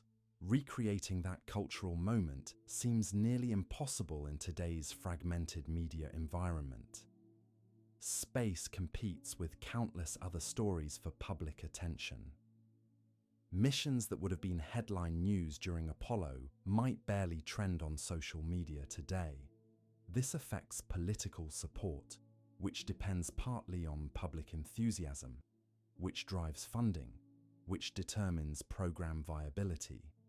NASA understands this challenge and has invested heavily in public outreach, social media presence, and efforts to make Artemis culturally relevant. But capturing sustained public imagination, comparable to Apollo, requires more than good communications. It requires a compelling narrative that resonates with contemporary concerns and aspirations. The educational pipeline matters too. Apollo inspired a generation of students to pursue careers in science and engineering. Enrollment in these fields surged during the 1960s and 1970s, creating a workforce that drove technological innovation for decades. That inspirational effect has proven difficult to recreate without a galvanizing goal equivalent to beating the Soviets to the moon. Current space programs struggle to generate similar enthusiasm among young people who have numerous career options and competing interests. The connection between space exploration and everyday life feels more abstract than during Apollo, when space technology visibly translated into consumer products and national security advantages. Maintaining the specialized workforce needed for ambitious space programs requires sustained educational emphasis that has been inconsistent since Apollo ended. International cooperation introduces human factors that Apollo avoided through American unilateralism. Artemis partners bring different organizational cultures, communication styles, decision-making processes, and operational philosophies. Integrating multinational crews requires addressing language barriers, cultural differences, and varying expectations about hierarchy and authority. These aren't insurmountable challenges, but they add complexity to training, operations, and mission planning. The contractor workforce presents its own dynamics. Apollo employed hundreds of thousands of workers whose jobs depended on program continuation. This created constituencies with strong incentives to maintain support for space exploration. When Apollo ended, this workforce dispersed into other industries. Rebuilding it means competing for talent with technology companies, defense contractors, and other sectors offering comparable or better compensation. Retaining expertise has become particularly challenging in the space industry. Young engineers often view aerospace as less dynamic or lucrative than software, biotechnology, or other fields. Space programs can't offer the rapid advancement or stock options that tech companies provide. This talent competition affects NASA's ability to maintain the workforce needed for ambitious programs. The aging of the existing aerospace workforce compounds this challenge. Many experienced engineers who worked on Shuttle or earlier programs are retiring without necessarily passing their knowledge to successors. The industry has struggled to maintain continuity as veterans leave and new hires must learn from documentation rather than mentorship. What we've lost by leaving the moon for 50 years extends beyond technology and infrastructure. We've lost the living memory of how to do this, the accumulated wisdom of people who solved these problems in real time, who understood spacecraft as physical machines they could touch and modify, who developed intuition through hands-on experience that can't be fully captured in manuals or simulations. Artemis isn't just rebuilding hardware, it's rebuilding capability from partial blueprints, incomplete documentation, and fading memories of how things actually worked versus how they were supposed to work. It's recreating an industrial base that dissolved. It's developing expertise that died with the last Apollo mission. This human dimension of lunar exploration, the knowledge, the risk tolerance, the cultural context, the public engagement, the workforce challenges, represents obstacles as significant as any technical or political barrier. You can't just decide to go to the moon and immediately do it, even if you've been there before. Too much has been lost. Too much must be relearned or reinvented. The real question isn't just why we haven't returned to the moon.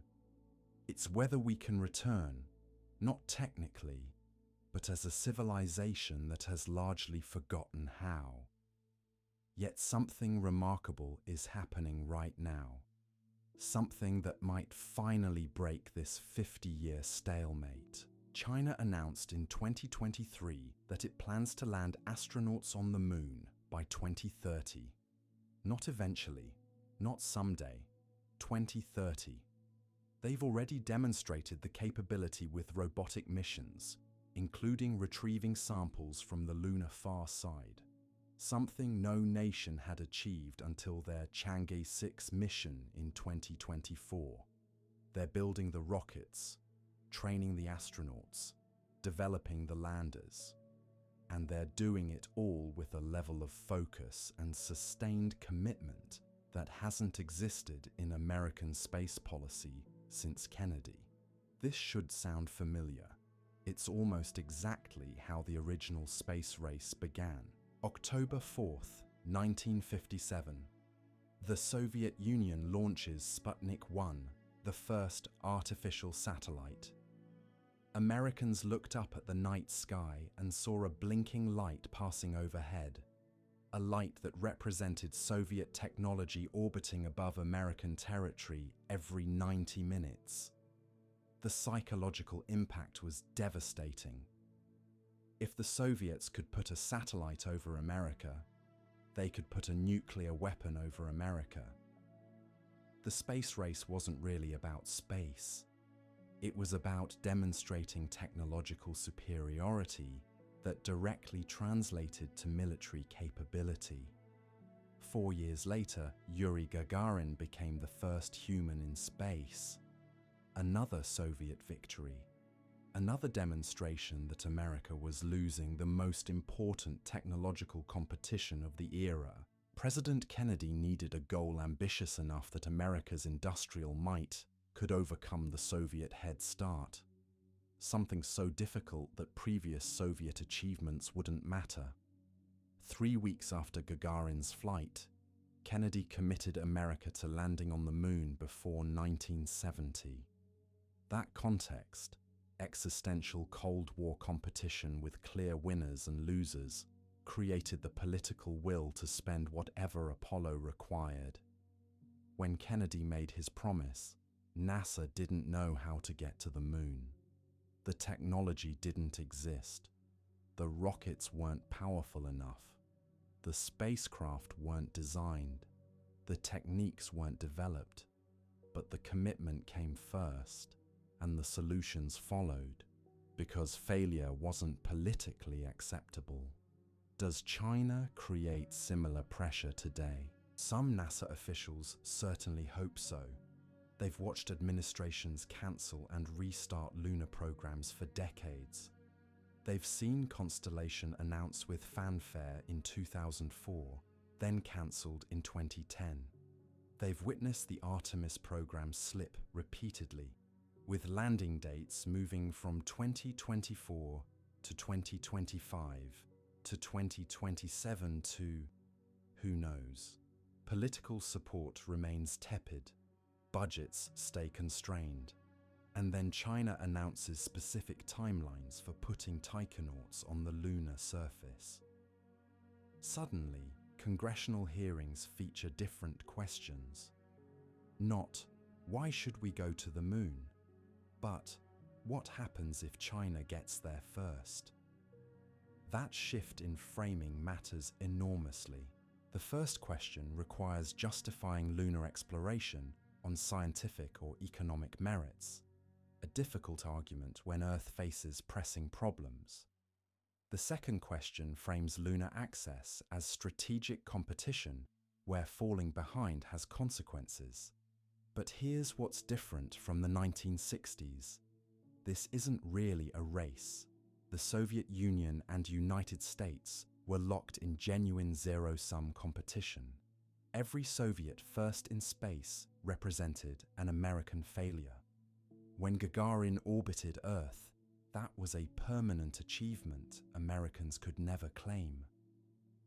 The pressure to respond with a dramatic accomplishment, landing on the Moon, came from the need to demonstrate superior capability after falling behind. China reaching the Moon in 2030 doesn't prevent America from landing in 2027 or 2032 or whenever Artemis finally flies. There's no finish line that closes once someone crosses it. The Moon isn't going anywhere. Chinese astronauts exploring the lunar South Pole doesn't stop American astronauts from doing the same. This is more like a parallel development than a race, which means the competitive pressure might not be enough. China's program has advantages the American program lacks, and limitations America has avoided. The Chinese space program operates within an authoritarian system that can sustain long-term technical projects without worrying about election cycles or budget fights. When China commits to landing on the Moon by 2030, that goal doesn't change when leadership changes. The same political structure that enables this consistency also restricts China's access to international partnerships, technology sharing, and the talent pool that comes from open collaboration.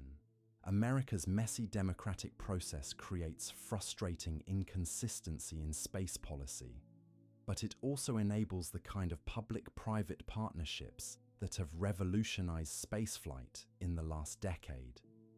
SpaceX, Blue Origin, and other commercial companies exist because American policy encouraged private sector space development. China's state-controlled approach can't easily replicate this model. So we have competing systems pursuing similar goals through different methods. China follows a methodical, state-directed path similar to the Soviet approach. America stumbles forward through a chaotic mix of government programs, commercial partnerships, and political turbulence. Neither approach is clearly superior. Both might succeed. Both might fail. What's certain is that China's timeline adds urgency to American planning in a way that pure scientific interest never could. Consider how quickly attitudes shifted. For years, proposals for lunar missions struggled to gain traction. Mars sounded more exciting. Asteroids offered unique science. Low Earth orbit provided practical applications. The Moon seemed like somewhere we'd already been, a destination without novelty. Then China started publishing detailed plans for lunar infrastructure, and suddenly American policymakers remembered why controlling access to the Moon might matter. The Moon's South Pole contains ice deposits that could support sustained human presence. Those ice deposits could be converted to rocket fuel, enabling missions deeper into the solar system without launching all propellant from Earth. Whoever develops the capability to exploit those resources first establishes operational presence that others must work around. This isn't Cold War competition, but it's not purely cooperative either. International space law remains vague about resource extraction and territorial claims. The Outer Space Treaty of 1967 prohibits national sovereignty claims but doesn't clearly address whether countries can establish exclusive economic zones or claim resources they've extracted. As multiple nations develop lunar capability, these legal ambiguities will be tested. The first nation to establish permanent infrastructure might effectively create facts on the ground, or rather on the Moon, that shape how international space law evolves. That strategic dimension gives lunar exploration a significance beyond science or inspiration.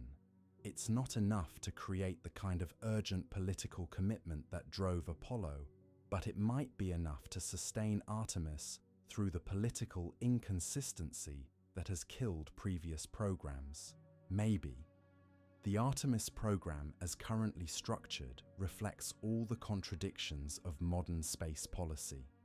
It combines elements that make sense with elements that exist purely for political reasons. The Space Launch System rocket, NASA's heavy lift vehicle for lunar missions, has been in development since 2011 and has cost over $50 billion.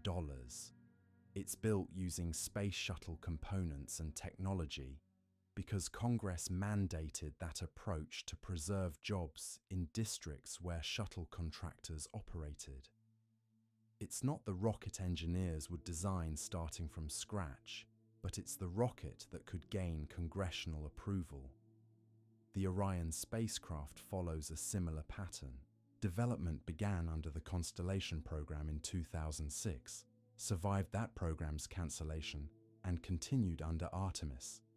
It's capable and well designed, but it's also expensive and carries legacy requirements from previous programs. Each Orion capsule costs roughly $1 billion. Meanwhile, SpaceX is developing Starship, a fully reusable spacecraft that could potentially carry 100 people to the moon at a fraction of the cost per launch. Starship is also years behind schedule and facing major technical challenges, but its design philosophy represents a completely different approach to spaceflight economics. NASA is hedging by partnering with SpaceX for the lunar lander, while maintaining the SLS and Orion for crew transport. This mixed architecture, government-developed launch vehicle and capsule, commercially developed lander, creates complexity that Apollo avoided. Apollo used a consistent design philosophy across all hardware. Artemis combines different philosophies, different contractors, different development timelines. It might work brilliantly, with each element providing its strengths, or the interfaces between these different systems might create delays and problems. The international partnerships add another layer of complexity and capability. Unlike Apollo's purely American hardware, Artemis includes major contributions from Europe, Japan, Canada, and other partners. The Lunar Gateway Station will orbit the Moon as a staging point for surface missions, with modules and systems from multiple countries. This spreads costs and builds international support, but it also means delays in one country's hardware affect the entire program. Canada is providing the Canadarm3 robotic system. Europe is building service modules for Orion. Japan is contributing life support and logistics modules. These partnerships create diplomatic benefits beyond spaceflight capability. They bind allied nations together in a shared project that strengthens relationships across multiple domains. But they also mean Artemis can't move faster than its slowest partner, so we have a program that's simultaneously more ambitious and more constrained than Apollo. The goal isn't just landing and returning, it's establishing infrastructure for sustained presence. That's harder and more expensive, but it's also more valuable if achieved. The challenge is whether political will and funding can sustain through the decades this will require. The current timeline has Artemis II, the first crewed flight around the Moon, launching in 2026. Artemis III, the landing mission, is scheduled for 2027. Though that date keeps slipping. Even if those missions succeed, they represent the beginning of the program, not its completion. The real test comes in the 2030s, when maintaining lunar presence requires consistent funding through multiple election cycles and competing budget priorities. This is where China's competition might actually help. A successful Chinese landing in 2030 would create pressure to accelerate Artemis. A Chinese announcement of permanent lunar infrastructure plans would force American policymakers to decide whether maintaining leadership in space exploration justifies sustained investment. The existence of a credible competitor provides political cover for spending that would be harder to justify otherwise. But it's not the same as the Apollo-era space race, because the consequences of falling behind aren't as clear. If China reaches the moon first, what actually happens? America doesn't lose the Cold War. The economic and military balance doesn't shift. There's no immediate strategic consequence beyond the symbolic blow of letting another nation claim the achievement. That's the fundamental problem with using competition to drive space exploration in the 21st century. The competition isn't urgent enough to override other priorities, but it's significant enough to matter. It exists in an awkward middle ground where it influences decisions without determining them. Which brings us back to the question of whether we can actually do this. Technically, yes. The hardware is being built, the technology exists or is being developed, the engineering challenges are solvable. Artemis will eventually launch, and barring catastrophic failure, it will eventually land Americans on the moon again. The question isn't capability, it's will. Can we sustain commitment through the inevitable setbacks and delays? Can we maintain funding when other priorities emerge? Can we accept the risks that spaceflight necessarily entails? Can we rebuild the cultural consensus that space exploration deserves significant national resources? Those aren't technical questions. They're human questions about what we value and what we're willing to sacrifice to achieve it. Apollo answered those questions in a specific historical moment that hasn't repeated. The 1960s provided a unique convergence. Existential competition with a geopolitical rival, economic prosperity that made massive spending feasible, technological optimism that believed any problem could be solved, and political leadership willing to commit to a goal that wouldn't be achieved during their time in office. Kennedy didn't live to see the moon landing. Johnson's presidency ended before Apollo 11. Nixon inherited the program and reaped the political benefits without bearing the political costs of its creation. That alignment is what we're really missing. Not rockets or technology or engineering expertise, though those matter. What's absent is the cultural and political alignment that makes committing hundreds of billions of dollars to space exploration seem not just acceptable, but necessary. Consider the differences. Apollo had singular focus. Beat the Soviets to the moon. Artemis has multiple objectives. Establish sustainable presence, enable commercial activity, conduct scientific research, demonstrate American leadership, cooperate with international partners, develop technologies for Mars. That's not a criticism. Those are legitimate goals, but they create complexity that Apollo avoided. When your objective is get there first, decision-making simplifies. When your objective is build permanent infrastructure while balancing commercial interests and international cooperation, every decision involves trade-offs between competing priorities. Apollo could accept risks that would be unthinkable today. The probability of crew loss on any given Apollo mission was estimated at around 2%. That's not a hypothetical number.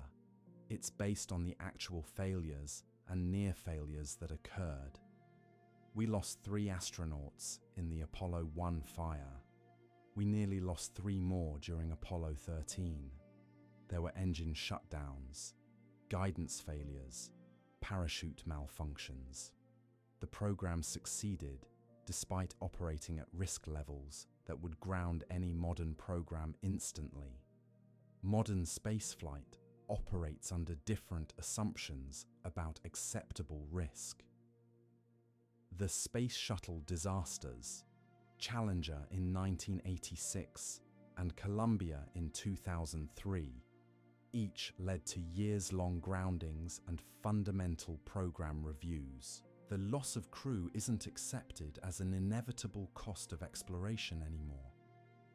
It's treated as a failure of the system that requires comprehensive investigation and reform. That's probably the right ethical position, but it makes programs slower and more expensive. It also changes the political calculation. Apollo could afford to be aggressive because the entire program spanned less than a decade. If something went wrong, there was time to fix it and still meet Kennedy's deadline. Artemis doesn't have that luxury. A single catastrophic failure could end the program entirely. Congress won't continue funding a program that kills astronauts, especially when there's no existential reason the program must succeed. That's the fundamental difference. Apollo had to succeed because failure meant losing the Cold War's most visible competition. Artemis wants to succeed, but failure doesn't have the same consequences. If China lands first, America doesn't lose a war. If Artemis gets cancelled, NASA continues other programs. The stakes are real, but not existential, which means commitment is conditional rather than absolute. This brings us to the question of whether the current approach can work. Can you achieve Apollo-level results without Apollo-level urgency and resources? Can you build sustainable lunar infrastructure on a budget that's a fraction of what Apollo spent? Can you maintain political support through the inevitable setbacks that complex programs encounter? The optimistic case says yes, because we're not starting from scratch. We know how to get to the moon. We've done it before. The engineering isn't theoretical, it's proven. Modern technology should make things easier, not harder. Computers are millions of times more powerful. Materials science has advanced. We have decades of spaceflight experience to draw from. The pessimistic case says no, because the very things that should make it easier actually make it harder. Modern safety standards require more testing and validation. International partnerships create coordination overhead. Commercial involvement adds profit motives that sometimes conflict with mission objectives. The accumulated bureaucracy of a 70-year-old agency creates inertia that slows decision-making. We're trying to do something harder than Apollo. Establish permanent presence rather than just plant a flag. With less money and less political support. The realistic case says maybe, depending on factors that have nothing to do with technology. If China's program creates sufficient political pressure, Artemis could receive increased funding and priority. If early missions succeed without major failures, public support could build. If commercial partners like SpaceX deliver reusable systems that dramatically reduce costs, the economic equation changes. If the program survives long enough to establish actual lunar infrastructure, it might develop its own political constituency that makes it harder to cancel. But all of those are conditional. They require things to go right in ways that aren't guaranteed. Which is why, when people ask whether we can return to the moon, the honest answer is, we can, but will we? The can part is engineering. The will part is everything else: politics, economics, culture, priorities. And that's what makes this moment interesting. We're watching in real time whether modern America can accomplish something that 1960s America achieved, not because we lack the capability, but because we might lack the will. There's something almost poetic about that. We reached the moon at the height of American technological optimism, when it seemed like no problem was too big to solve. We stopped going when that optimism faded, when other problems seemed more pressing, when the political will that drove Apollo dissolved into other priorities. Now we're trying to return in an era of skepticism about large government programs, of constrained budgets and competing demands, of political polarization that makes sustained multi-decade commitments nearly impossible. If Artemis succeeds, it won't be because returning to the moon got easier. It'll be because we figured out how to achieve hard things under conditions that make achievement harder. That might actually be more impressive than Apollo, even if it's less dramatic. Apollo proved we could reach the moon when everything aligned in our favor. Artemis would prove we can return when nothing is aligned, when we have to fight for every dollar and justify every decision and maintain commitment across election cycles and budget battles. That's a different kind of achievement.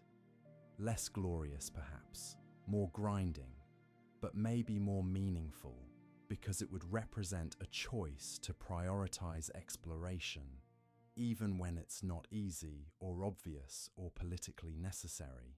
The next few years will answer the question. Artemis 2 will either launch in 2026 or it won't.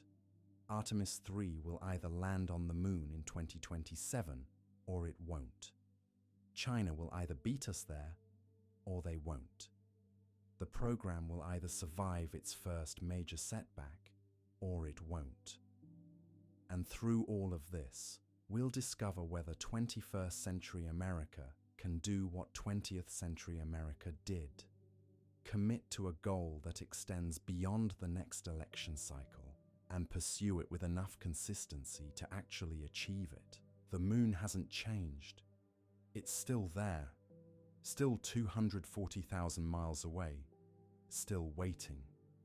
What's changed is us, our priorities, our politics, our willingness to attempt difficult things for reasons beyond immediate necessity. The real question isn't whether we can return to the moon. It's whether we want to badly enough to actually do it. And that question doesn't have a technical answer. It has a human one. It depends on what we decide matters, what we're willing to pay for, what we're willing to risk, what we're willing to sustain. The hardware is being built. The plans are being made.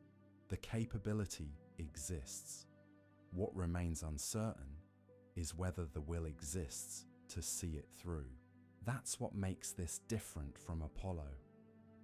Kennedy could declare a goal and marshal resources to achieve it because the political and cultural moment supported that kind of national commitment. We don't live in that moment anymore. We live in a moment of divided priorities and constrained resources and skepticism about grand projects. Returning to the moon means doing it anyway, despite the obstacles rather than because they've been removed. Which is why the answer to why haven't we been back to the moon ultimately comes down to this: because it's hard, it's expensive, and we haven't wanted it badly enough to overcome those obstacles. Whether that changes depends less on engineering than on collective choice. The moon is waiting. The question is whether we're ready to go back. We've already spent over $50 billion on Artemis. The space launch system has flown once. Orion has completed one test flight. The lunar landers are in development. Gateway modules are being built in facilities across multiple countries. This isn't theoretical anymore. It's hardware being assembled, tested, integrated. But here's what nobody wants to say out loud. we could still not go. Not because the rockets won't work, not because the engineering is impossible, but because somewhere between now and actually landing on the moon, funding could get cut, priorities could shift. A new administration could decide Mars makes a better talking point. A catastrophic failure during testing could trigger risk aversion that grounds the program for years. The slow accumulation of delays and cost overruns could erode political support until Congress just quietly stops appropriating money. This has happened before, multiple times. Constellation was real, hardware was being built, then it was cancelled. The shuttle was supposed to fly weekly. It flew 135 times in 30 years before retirement. The ISS was supposed to be completed by the mid-90s. The first modules launched in 1998. Plans change, promises get broken, programs die. What's different this time is China. Not because they're an enemy, they're not, at least not in the Cold War sense, but because they represent proof that sustained commitment to space exploration is possible. They've been building their program methodically for 30 years. No dramatic cancellations, no radical changes in direction every 4 years. Just steady progress toward clearly defined goals. Their approach reveals something uncomfortable about the American system. We're better at sprints than marathons. Apollo was a sprint, 8 years of intense focus with essentially unlimited resources. We're amazing at that. We invented the atomic bomb in less time. We can mobilize incredible capability when national survival seems to depend on it.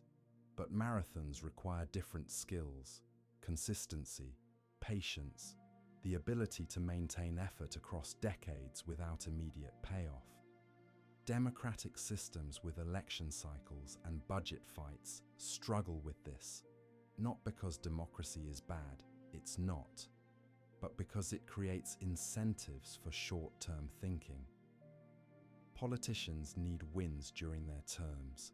Programs that won't pay off for 15 years don't help them get re-elected. China's authoritarian system doesn't face these constraints. When they commit to 2030, that date doesn't change because of elections. The engineers working on their lunar program know their funding will continue.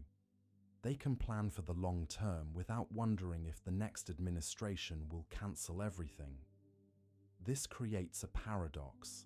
The system that gives us freedom and prosperity struggles with the kind of sustained technical programs that authoritarian systems handle well. We're watching that play out in real time with Artemis.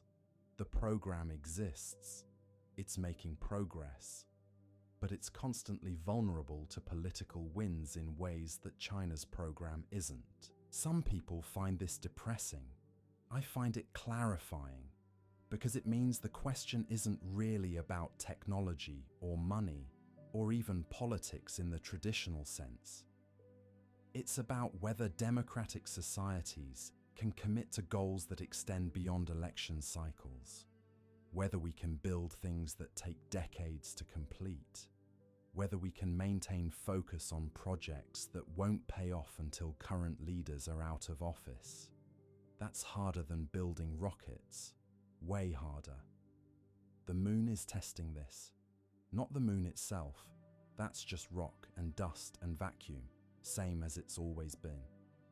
But the idea of returning there, of establishing permanent presence, of doing something because it's hard and important, rather than because it's easy or immediately profitable, that's the test. Apollo passed it by, operating in a unique historical moment that hasn't repeated and probably never will. Artemis has to pass it under normal conditions, normal budgets, normal politics, normal competing priorities, without the Cold War urgency that made spending 4% of the federal budget on spaceflight seem reasonable. Can we do that? Technically, obviously, yes. We have the rockets, the spacecraft, the knowledge, the industrial base. The question is whether we'll actually follow through. Whether we'll keep funding Artemis through 2027, 2030, 2035. Whether we'll maintain the program when the inevitable setbacks occur. Whether we'll accept the risks that spaceflight entails. Whether we'll prioritize this over other things we could spend hundreds of billions of dollars on. Those questions don't have clear answers yet. They depend on choices that haven't been made, political decisions that haven't been forced, budget battles that haven't been fought. We're living in the uncertain middle of a story whose ending isn't written. What we do know is that the infrastructure exists to return. The institutional knowledge is being rebuilt, slowly and expensively, but it's happening. The commercial space industry has created capabilities that didn't exist during Apollo. International partnerships have broadened the base of support. The technology has advanced in ways that make some aspects easier, even as modern requirements make others harder. We also know that China is coming. They're not racing us in the Apollo sense. There's no finish line that closes once someone crosses it. But they're methodically building capability that will eventually put taikonauts on the lunar surface. Whether that happens in 2030 or 2032 or 2035, it's going to happen unless something catastrophic derails their program.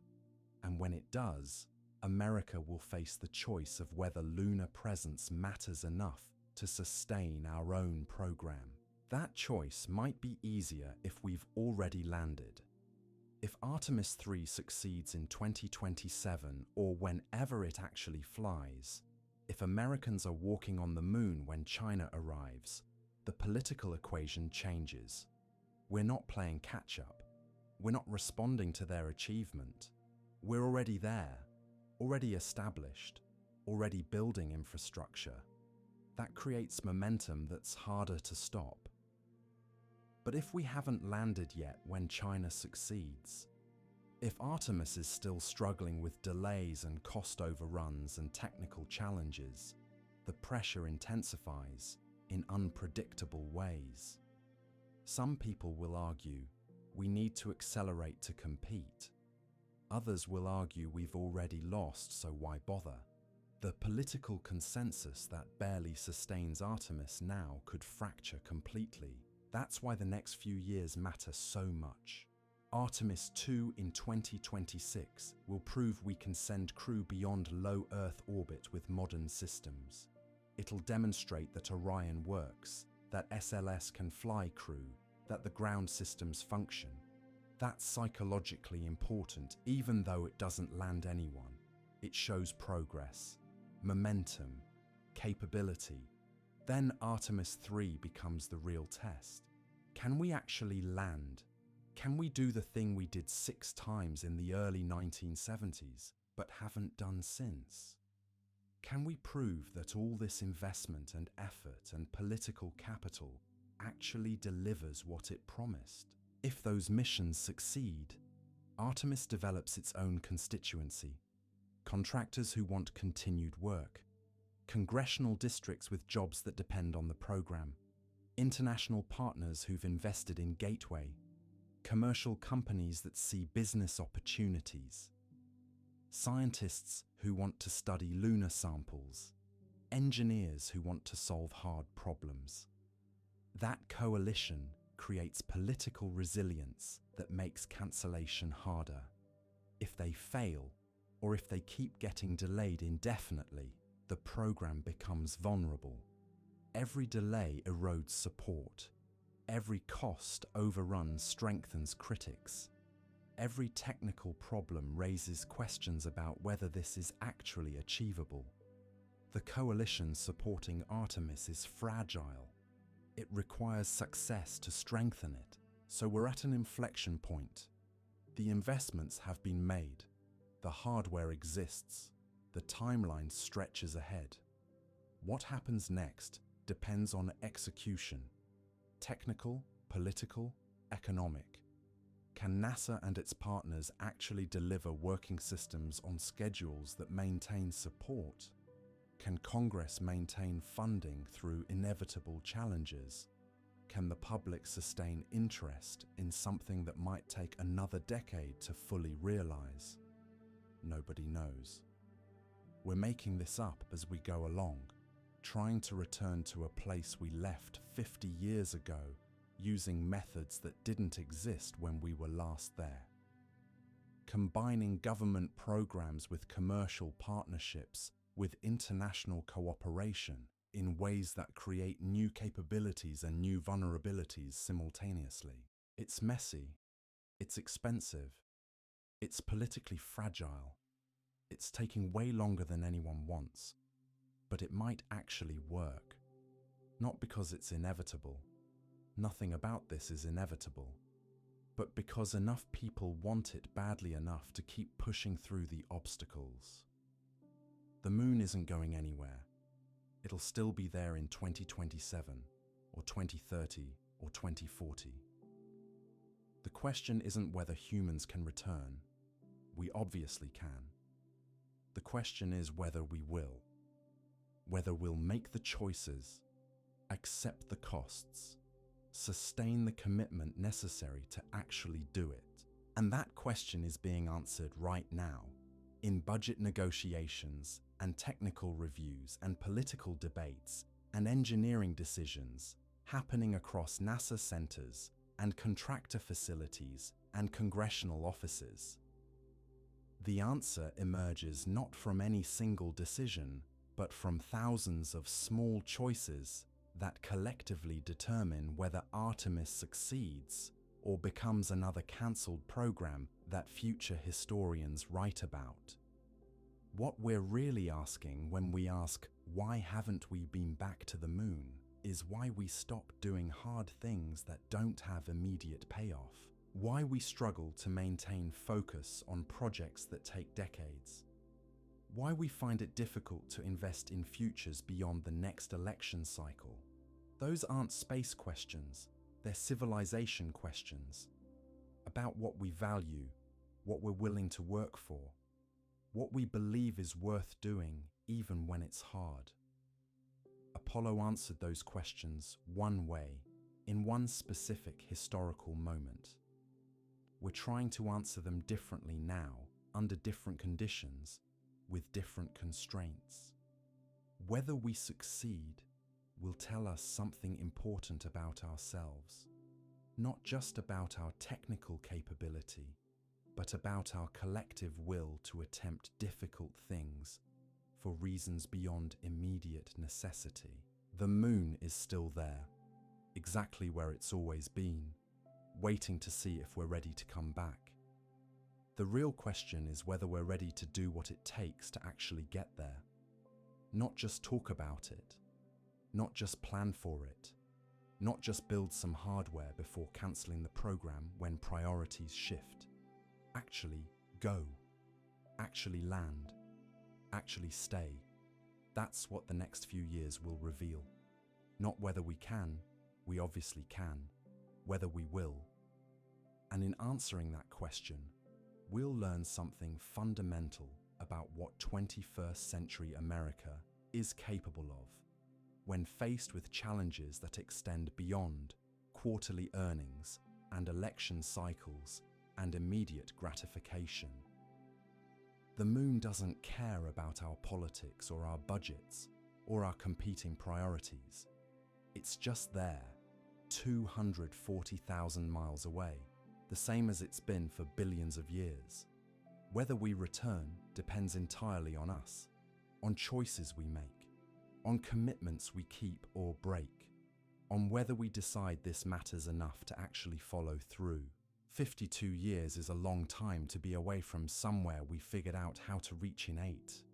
That gap tells a story about what happens when political will evaporates, when priorities shift, when the circumstances that enabled achievement don't repeat. But it doesn't have to be the end of the story. We could write a different ending, one where we return, where we stay, where we build something permanent that outlasts any single administration or budget cycle or political moment. Whether that happens isn't determined yet. We're living in the uncertain middle, watching whether modern America can accomplish something that 1960s America achieved. The capability exists. The question is whether the will exists to use it. And that question is being answered right now, in real time, through decisions being made and commitments being tested and challenges being faced. The moon is waiting. It's been waiting for 52 years. It'll keep waiting as long as it takes. The only question is how much longer we'll make it wait before we're ready to go back.